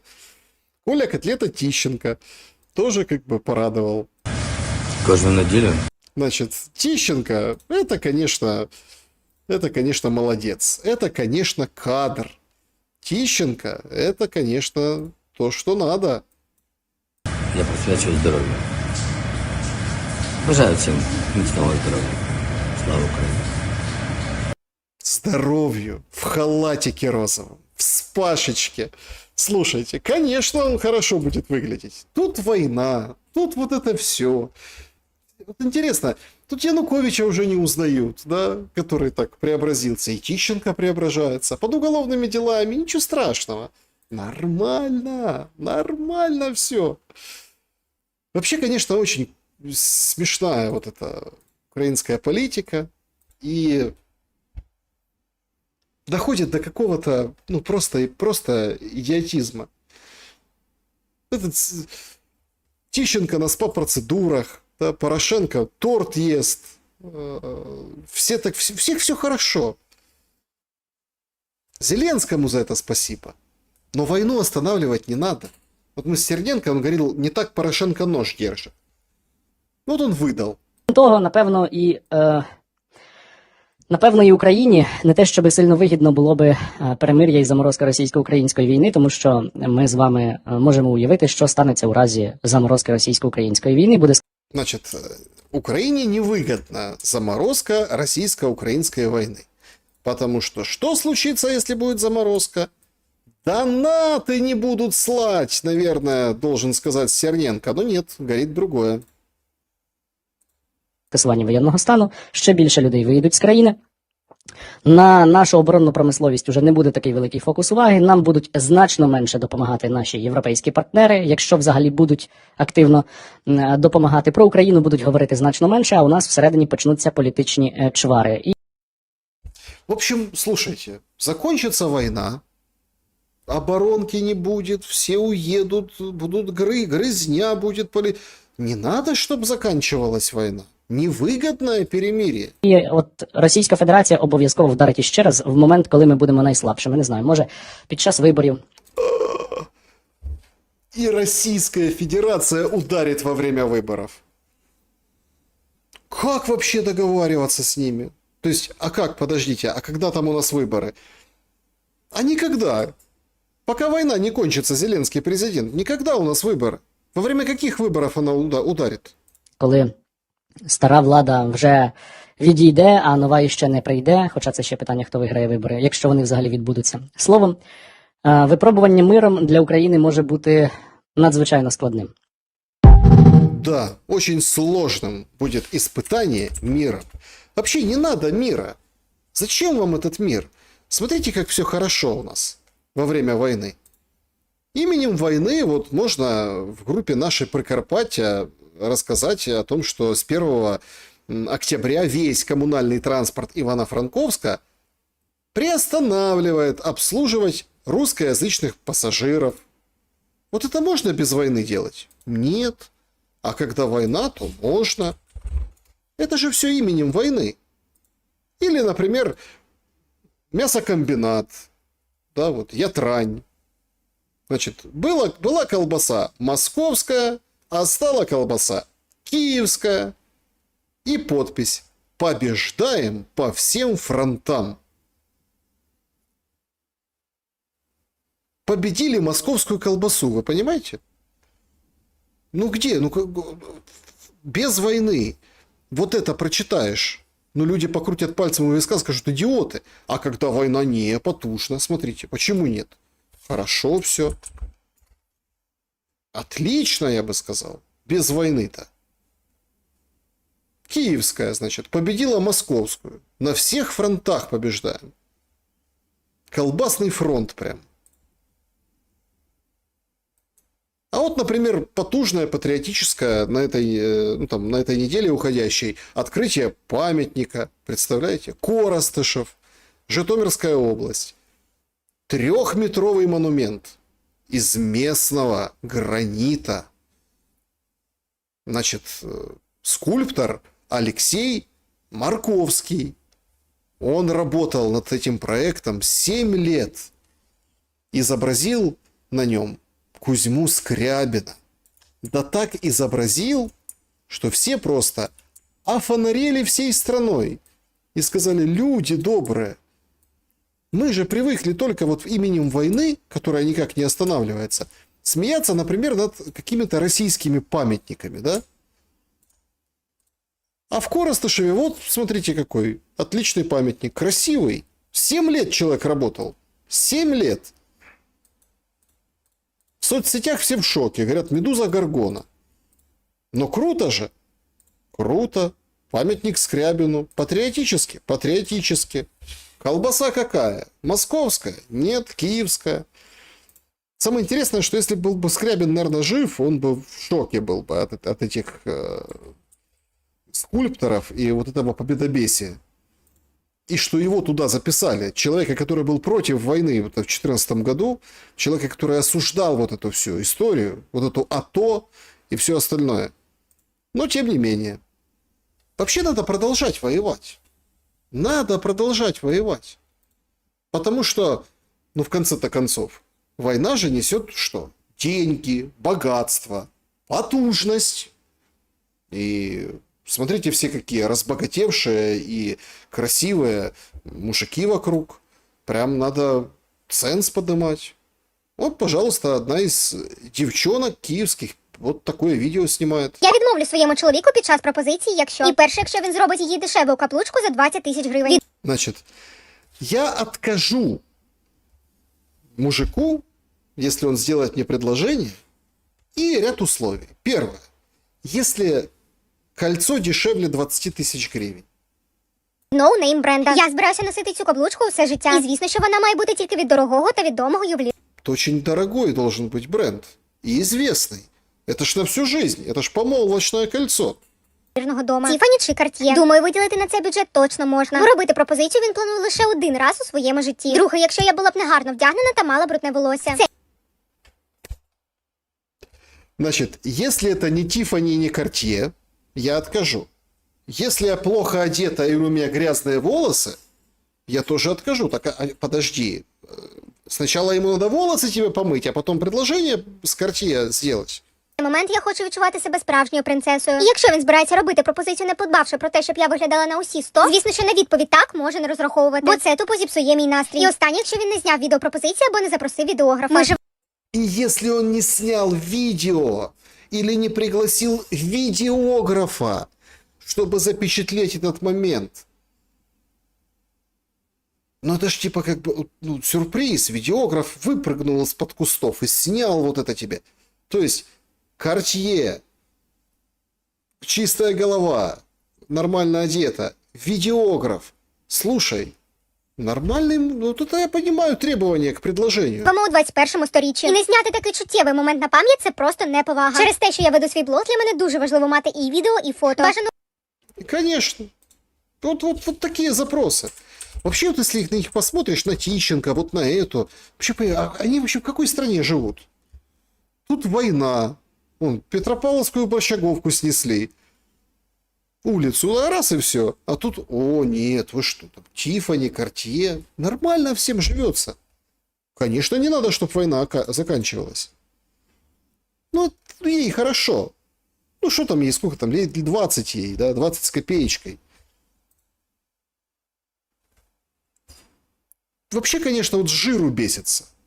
Вот просто с жиру бесится. А вот тем, кому за 30, и те, которые не в столице, а в Одессе, им немножко похуже. Хочется спросить у девочек с разных городов Украины. Я вот из Одессы. У всех ли такая ситуация в городе, что мужчин тупо нет? Мужчин тупо нет. Кто тебе будет там? Картье, видеографы. Где мужики? Одесса. Говорит, у меня в Одессе беда. Говорит, мужиков нет. То есть их нет в ресторанах, их нет в кафе, на каких-то мероприятиях, их просто нет. Я была на Ибице один раз за лето, вот в конце сезона были только турки и малолетки. Ну, были какие-то там славяне. Были какие-то там славяне?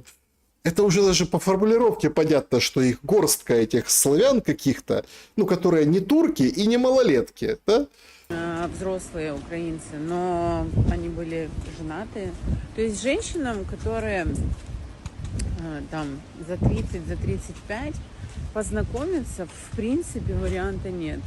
То есть, если девушка там поторопилась, как у нас это заведено, и в 20 вышла замуж, окей, но есть же женщины, которые там работали, как-то ставили себя на ноги, и не сама цель была быстро выскочить замуж. А теперь хочется в осознанном возрасте познакомиться с каким-то взрослым осознанным мужчиной. А их нет. Они просто, походу, все или на войне, или прячутся. Девочки из других городов, скажите, какая у вас ситуация? Ну, кстати, очень интересно. Напишите, вот какая у вас ситуация? Вообще, вот есть вообще мужики, да, вот, с которыми можно познакомиться? Это я обращаюсь там к части аудитории, которая, вот, в принципе, понимает, о чем речь, и понимает боль этой одесситки. Тоже напишите в комментариях, очень интересно. То есть, одни вот эти... чуть не сказал плохое слово. Одни вот эти девчульки, свистульки, говорят там Картье, видеограф, вот это все. А это вот она, вот, значит, она работала, училась, что-то там пыталась добиться, да, и вот ей 30-35 лет, она вот решила, как бы надо о семье подумать, а нету мужиков. Или на войне, или прячутся. Соответственно, надо куда идти мужика искать? Правильно, на войну. Да? А вот этим, которые там маленькие, 20 в период с 20, вообще надо в период с 20, с 18 до 23, пока мобилизация с 25, надо или смыться успеть, или, а желательно не просто смыться, а еще и 3 детей настрогать.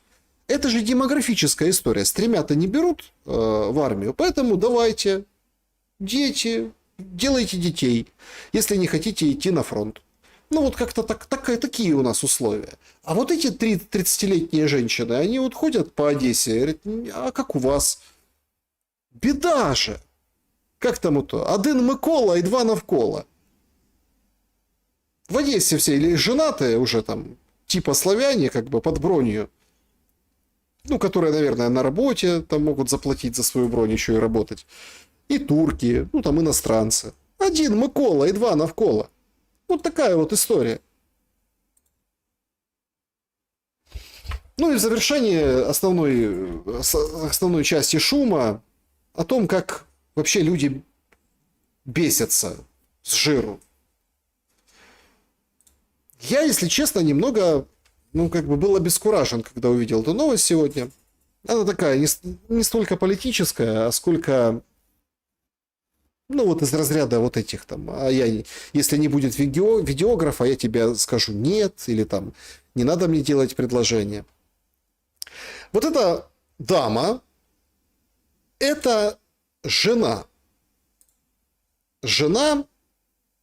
Александра Цикала, который был женат на Лолите Милявской, тоже они одесситы, там, в общем, помним. В чем вообще ее смысл появления в шуме? И о чем я предлагаю пошуметь? Она себе сделала операцию, чтобы были оттопыренные уши. Так ей модно, так ей красиво. Люди, многие с оттопыренными ушами, они этого стесняются. Они этого не хотят. А она сделала такую операцию, потому что считает, что ей круто, ей красиво. Я не знаю, что Александр Цикало на это думает, но вот как-то так. А что? Деньги есть, ушки оттопырили, все, всем красиво. Напишите, красиво или нет. То есть все же думали пластика, там, что там, губы, нос, там, грудь, какие-то там сейчас модно там это в задницу закачивать себе там что-то. Нет, ушки она оттопырила. Необъяснимая история, которую я хотел с вами в конце поделиться. Почему, зачем ей это нужно было? Уши были как уши, а так что? Лучше стало. И еще один парадоксальный, как по мне, просто необъяснимый момент. Я, если честно, об этом не знал. Узнал буквально пару дней назад. На фотографии советник Хавьера Милея, аргентинец. Сантьяго Капуто. Он, скажем так, достаточно известен, но абсолютно необъяснимо, откуда у советника Милея появились татуировки российской, советской, российской, тюремной культуры. Значит, у него есть татуировки, которые, в общем-то, из Russian Criminal Tattoo энциклопедии, книги, посвященные татуировкам заключенных российских тюрем. Одна из них была запечатлена как, опять-таки, писали по-своему там они, видимо, аргентинцы, с ошибками по-русски. Но у него, у советника Милея, написано «Хата, дача и сберкнижка, катер, тачка и гараж успокоит мою блажь». Говорят, что это не одна такая татуировка у него. Причем нет достоверных данных, каких-либо официальных контактов Капуто с российским государством, криминалитетом. Вот вообще непонятно, откуда он это взял и зачем ему это. Вообще его называют там медиатором, стратегом в стиле Кремля. Мол, как-то вот такой у него стиль он выбрал, как у Кремля. Но тем не менее, ну, кроме там скандалов и жалоб, там, уголовных заявлений, он, ну, например, он там запугивал журналиста, депутата, или там с криптовалютами был там скандал в Аргентине. Понятно, что, ну, это такая специфика. С россиянами, короче, не связан никаким образом. Но, тем не менее, ему, видите, прет его вот тюремная романтика. Что уши жены Цикала, что вот эта татуха. Вообще кажется, что мир сходит с ума. Мы тут ждем конца войны, каких-то, ну, не знаю, там, разумных решений. А тут вообще просто бардак. В головах, в ощущениях. Ну, просто что-то неимоверное. Ну, вот, как говорится, такой выдался шум. Да, друзья, всем большое спасибо. Анна Салам, Сандра Ян, спасибо за поддержку. Спасибо большое, что пишете. Значит, давайте подведем итоги нашего сегодняшнего опроса. К чему приведет инфраструктурная война, которая сегодня, кажется, перевернулась эта страница и была запущена? 8% ускорит переговоры и приблизит мир. 18% отменит любые контакты и надолго. 31% на фронте ни к чему не приведет. И 43% приблизит капитуляцию. То есть война будет до капитуляции. Друзья, спасибо большое за то, что проголосовали. Получили мы 17 тысяч голосов, и это здорово. Я всех призываю, кто сейчас смотрит, поставить лайк. Лайк — это все-таки очень важный ритуал в Ютубе, потому что, ну, давайте так. Я по-настоящему, как бы это там не хотелось бы многим, очень серьезно отношусь к силе нашего взаимодействия. Никакие санкции, никакие запреты, ничего, значит, подобного, ну вот, ограничения никаких, ну вот, никаких, скажем, ничего у них не получится. Перспектив никаких нет. Значит, открываю я колобок, куда мы катимся. Значит, здесь мне многие советуют разных гостей, спрашивают, где гости другие. Спасибо вам большое, это прекрасно. Спасибо большое за то, что вы откликаетесь. И, ну, по-настоящему это ведь канал, в котором мы можем от души пошуметь, да, и хорошенько поделиться друг с другом мнениями. Я даже был удивлен, когда и в Телеграм-канале, и здесь даже на Ютубе, в чате на Ютубе люди друг друга знают, люди друг с другом общаются, дружат даже, здороваются, там прям дискуссии у них. Это очень потрясающая, классная атмосфера. Нет, понятно, что не без людей, которые ее портят, но, в принципе, люди-то, которые портят, они не всегда, не каждый раз заходят, а те, которые все вместе, все здесь и общаются. Это очень здорово. Поэтому спасибо большое, что ставите лайки.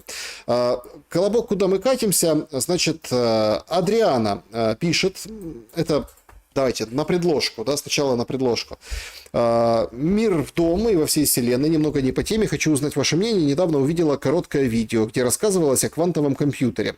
Были озвучены не только технические возможности и условия его содержания. Было сказано, работоспособность квантового компьютера возможна при температуре не выше, чем минус 50 градусов Цельсия. У меня возникло вопросительное предложение. Если связать температуру содержания квантового компьютера и усиленным запретом для простых людей посещения Антарктиды, также жителям заполярного края, если предположить, что на Антарктиде могут находиться база, содержащая квантовый компьютер, то может ли эта база с компьютером выступать в качестве матки для сети в других точках мира? Если предположить, что сеть квантового компьютера желают запустить в действие на всей планете, то необходимо измерить климат всей планеты до подходящего минуса, изменить, обеспечивающего работоспособность компьютера. Также ядерная война, которая может спровоцировать маленький ледниковый период. Отсюда вопрос. А ядерная ядерная война необходима для изменения климата, если предположить, что квантовый компьютер и ядерная война имеют связь между собой, то это ли тот антихрист квантовый компьютер? Что вы думаете об этом? Заранее благодарю за ответ, а также за ваш труд. Пусть высшие силы помогают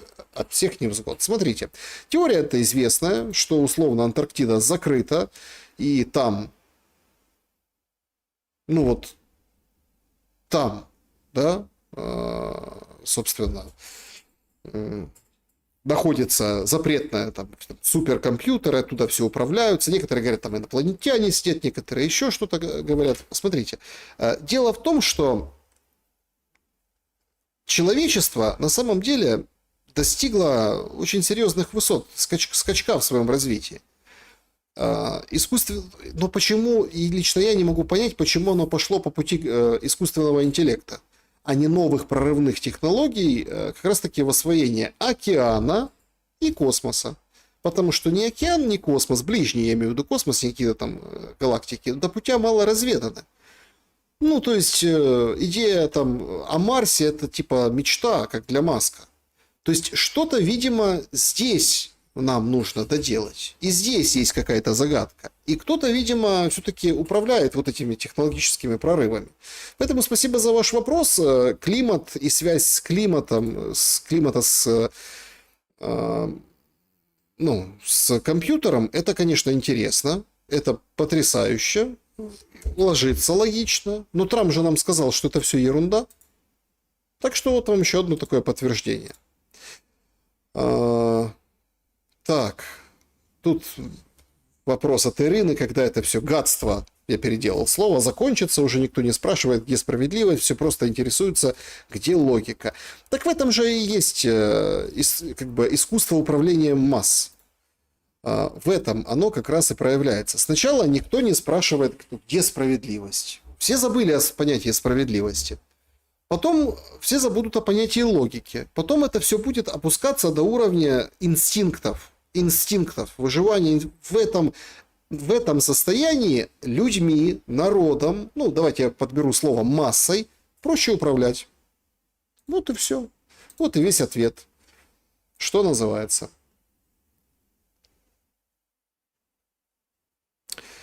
Ага, значит, после обработки 12% бюллетеней партии Майи Санду впереди патриотического блока, передает Центральная избирательная комиссия Молдовы. Ну, кто бы сомневался. Ну и тут очень важно понимать, будет ли, да, вот протест и действительно ли есть к нему какие-то перспективы.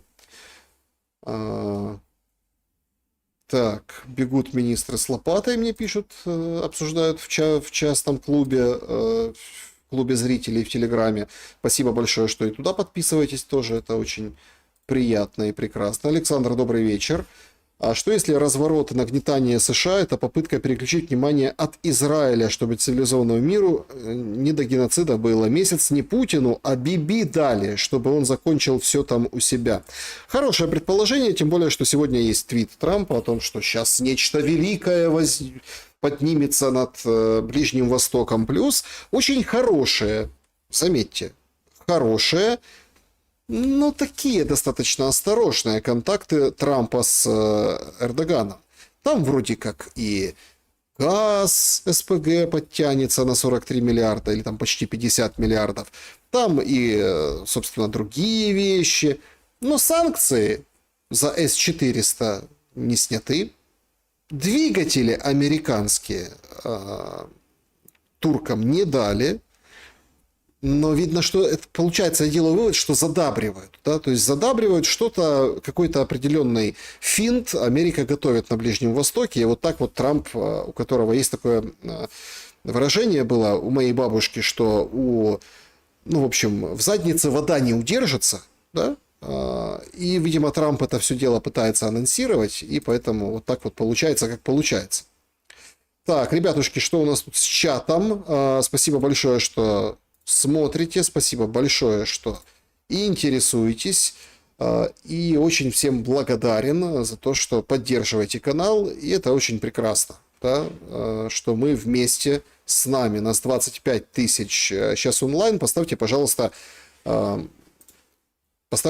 лайк и напишите хороший Хороший, добрый комментарий. Значит, сетует, пишет, что романтики нет. Ну да, романтики нет. Так, Шелец, живу в России. Каждый раз нам говорят, что у нас нет свободы слова и выборы нечестные. Смотрю на Молдову и в шоке сижу. Да, в Молдове, конечно, это шок. То, что происходит, но посмотрим, какая будет реакция. Улицу затавят, наверное, но что будет дальше? И какие планы? И действительно ли Санду, укрепившись, решится на быстрый путь в Евросоюз и НАТО военный, через противостояние? Там, где Трамп учился, Эрдоган преподавал, пишет Фантомас. Возможно, интересуемся дилерами, невестами. Значит, спасибо большое. Саша, что с Арестовичем, он больше не слон Российской империи. Так он и не был никогда слоном Российской империи. Это все, скажем так, смотрите, нам многие продают форму. Как бы, или как там, разные мехи, там, вино одно и то же, мехи разные. Поэтому дело такое. И тут мне кто-то мудрый написал, много же вопросов было по поводу там, возобновления сборов. Хорошее, кстати, интервью у нас получилось неделю назад. Ну, эфир прямой, и на его канале, и на моем, посмотрите, думаю, интересно. И все так интересуются, а что такое взято? Не было сборов на военных, а теперь вот прям есть. Смотрите, сборы такая штука, которая, ну, она очень помогает реноме поддержать, вот это все. Вопрос, зачем ему это нужно реноме, он объяснил все. Но тут дело не в этом. Сборы такая штука, когда ты их останавливаешь, а потом возобновляешь, они уже как бы как в новинку звучат. И тогда они будут результативнее. Поэтому тут чисто такая в формате сборов, для сборов, и в формате обсуждения персоны это четко понимает все коммуникационные стратегии. Поэтому все как бы хорошо. Я не думаю, что он сильно поменялся тогда и сейчас. Так. Значит, Урсула ведьма. В роду были колдуньи. Вполне вероятно. Александр хотела спросить о последнем договоре Путина, который передали в Америку. Что вы думаете об этом? Ну, я думаю, что там четкий был обмен землями, соглашение на... Я думаю, что это правда. Вот мне так кажется, ну, если не полностью, то частично точно этот инсайт правдив, что выход из Донбасса в обмен на заморозку по линии и вот выполнение ряда условий. Церковь, язык, возможно, частичная демилитаризация. Но видите как, король всех переубедил. Вопрос. Здравствуйте, Александр. Как бы вы отнеслись к закону, разрешающему выезд за границу всем работникам ТЦК мужского пола на 1 месяц? Спасибо. Да замечательно отнесся бы. Вообще великолепно. Они все остались за границу, никто бы не вернулся назад. Те, кто наколедовали. А те, кто попроще, тем более, потому что за ними будут гоняться местные.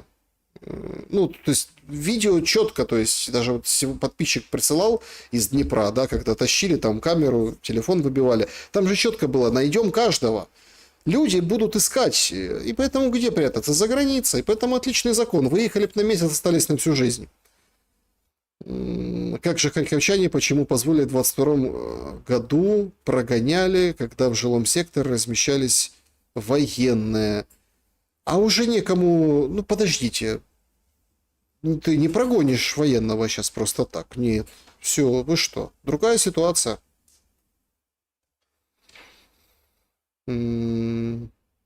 Саша, ты реальный или нейросеть? Чем докажешь? Так не умеет нейросеть, наверное. Ну, чем вам такой странный вопрос? Александр, что насчет прогноза о перемирии до конца года? Я остаюсь на своем, на том прогнозе, не о перемирии, а об окончании войны до конца года. Возможно, придется корректировать по итогам вот этой лестницы эскалации в ноябре. Но пока нет. Пока я все-таки думаю, что даже вот эта история, которая сейчас запускается, россияне бьют по энергетике в Украине, украинцы по энергетике в России, это вот следующий шаг. Я думаю, что тут надо тут будут россияне отвечать быстро и наверное, тут вот здесь войдет это все в симметричные ответы, которые ускорят только процесс. Ну, это мне так видится. А там, конечно, это очень тяжело. Без света, без воды и в России, и в Украине, и под обстрелом. Это, конечно, очень тяжело.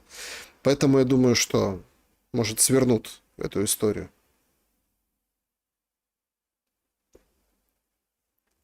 Так, значит, по поводу точек напряженности в Балтике и Молдавии. Смотрите, мое ощущение, что не будет точек напряженности в Балтике и Молдавии. Если бы эти точки напряженности были, Зеленский бы не лупил по энергетике, ну, как бы, он же как говорил, мы по мирным не бьем, мы бьем по военным. А это четкий был ответ, точно такой же, зеркальный, симметричный. Поэтому, собственно, вот так все и получилось. И дальше, я думаю, что это тоже как разведпризнак того, что в Молдове ничего не получится с пророссийскими силами, не будет там никакого обострения военного. По Балтике, конечно, деньги, бюджеты, истерию погоняют. Непонятно, правда, что Путин и Лукашенко обсуждали 5 часов на последней встрече, но я не думаю, что там прям приведет к каким-то боевым прям действиям, может, какие-то провокации где-то. Именно то, что развязана острая фаза инфраструктурной войны, нам дает понять, что все будет происходить на театре воздушной войны между Россией и Украиной. Так. Умер Киасаян Тигран, светлая память. Смотрите, не очень, как бы, не очень мне нравится, что там беснуются по этому поводу, разные мемы там выставляют, разные, как бы, паблики. Каким бы ни был человек, так делать нельзя. Да? Во-вторых, не считаю, что он там был каким-то, не знаю, там, людоедом, тем более, что, ну, когда у него там была своя программа, да, я понимаю, что там редакционная политика, тут так надо, когда выступал вроде в своих сольных интервью, вроде здравые какие-то вещи говорил, ну, в общем, в любом случае, танцев на костях позволять нельзя. И, ну, в общем, нельзя. Так, чат у Александра позже плывет, да, позже плывет чат. Всем, друзья, большое спасибо за то, что пишете, за то, что присоединяетесь. Я, собственно говоря, как всегда, как всегда, что называется, в общем, думалось по одному, а получилось опять по 3 часа. Ну, вот такой воскресный шум сегодня. Всем сил, как это, заряженных пауэрбанков, стальных нервов, терпения. Берегите себя и друг друга, позаботьтесь друг о друге. Спросите там у родных, знакомых, с кем в определенный период не созванивались, созвонитесь. Может, что-то нужно, может, есть что-то у них для вас. В общем, надо как-то кооперироваться и опять налаживать вот эти связи. Причем это касается и украинцев в Украине, на всей территории Украины, и россиян там возле границы, да и вообще, и немножко даже подальше. Понимаем, что дроны, длинные Нептуны тоже летят. В общем, ожидается инфраструктурная война. Кто в ней победит, я не хочу гадать. По огневой мощи ответ очевиден, но вот к чему это приведет, вот здесь политически могут быть вопросы. И опять-таки, тут вот предполагают зрители, что может это Биби, время для Биби. Время для Биби, конечно, может и время для Биби, но с другой стороны, чтобы завоевать премию мира Трампу, мир надо спасти от ядерной войны в самый острый период. Как-то так. Добра и света. Хорошо пошумели.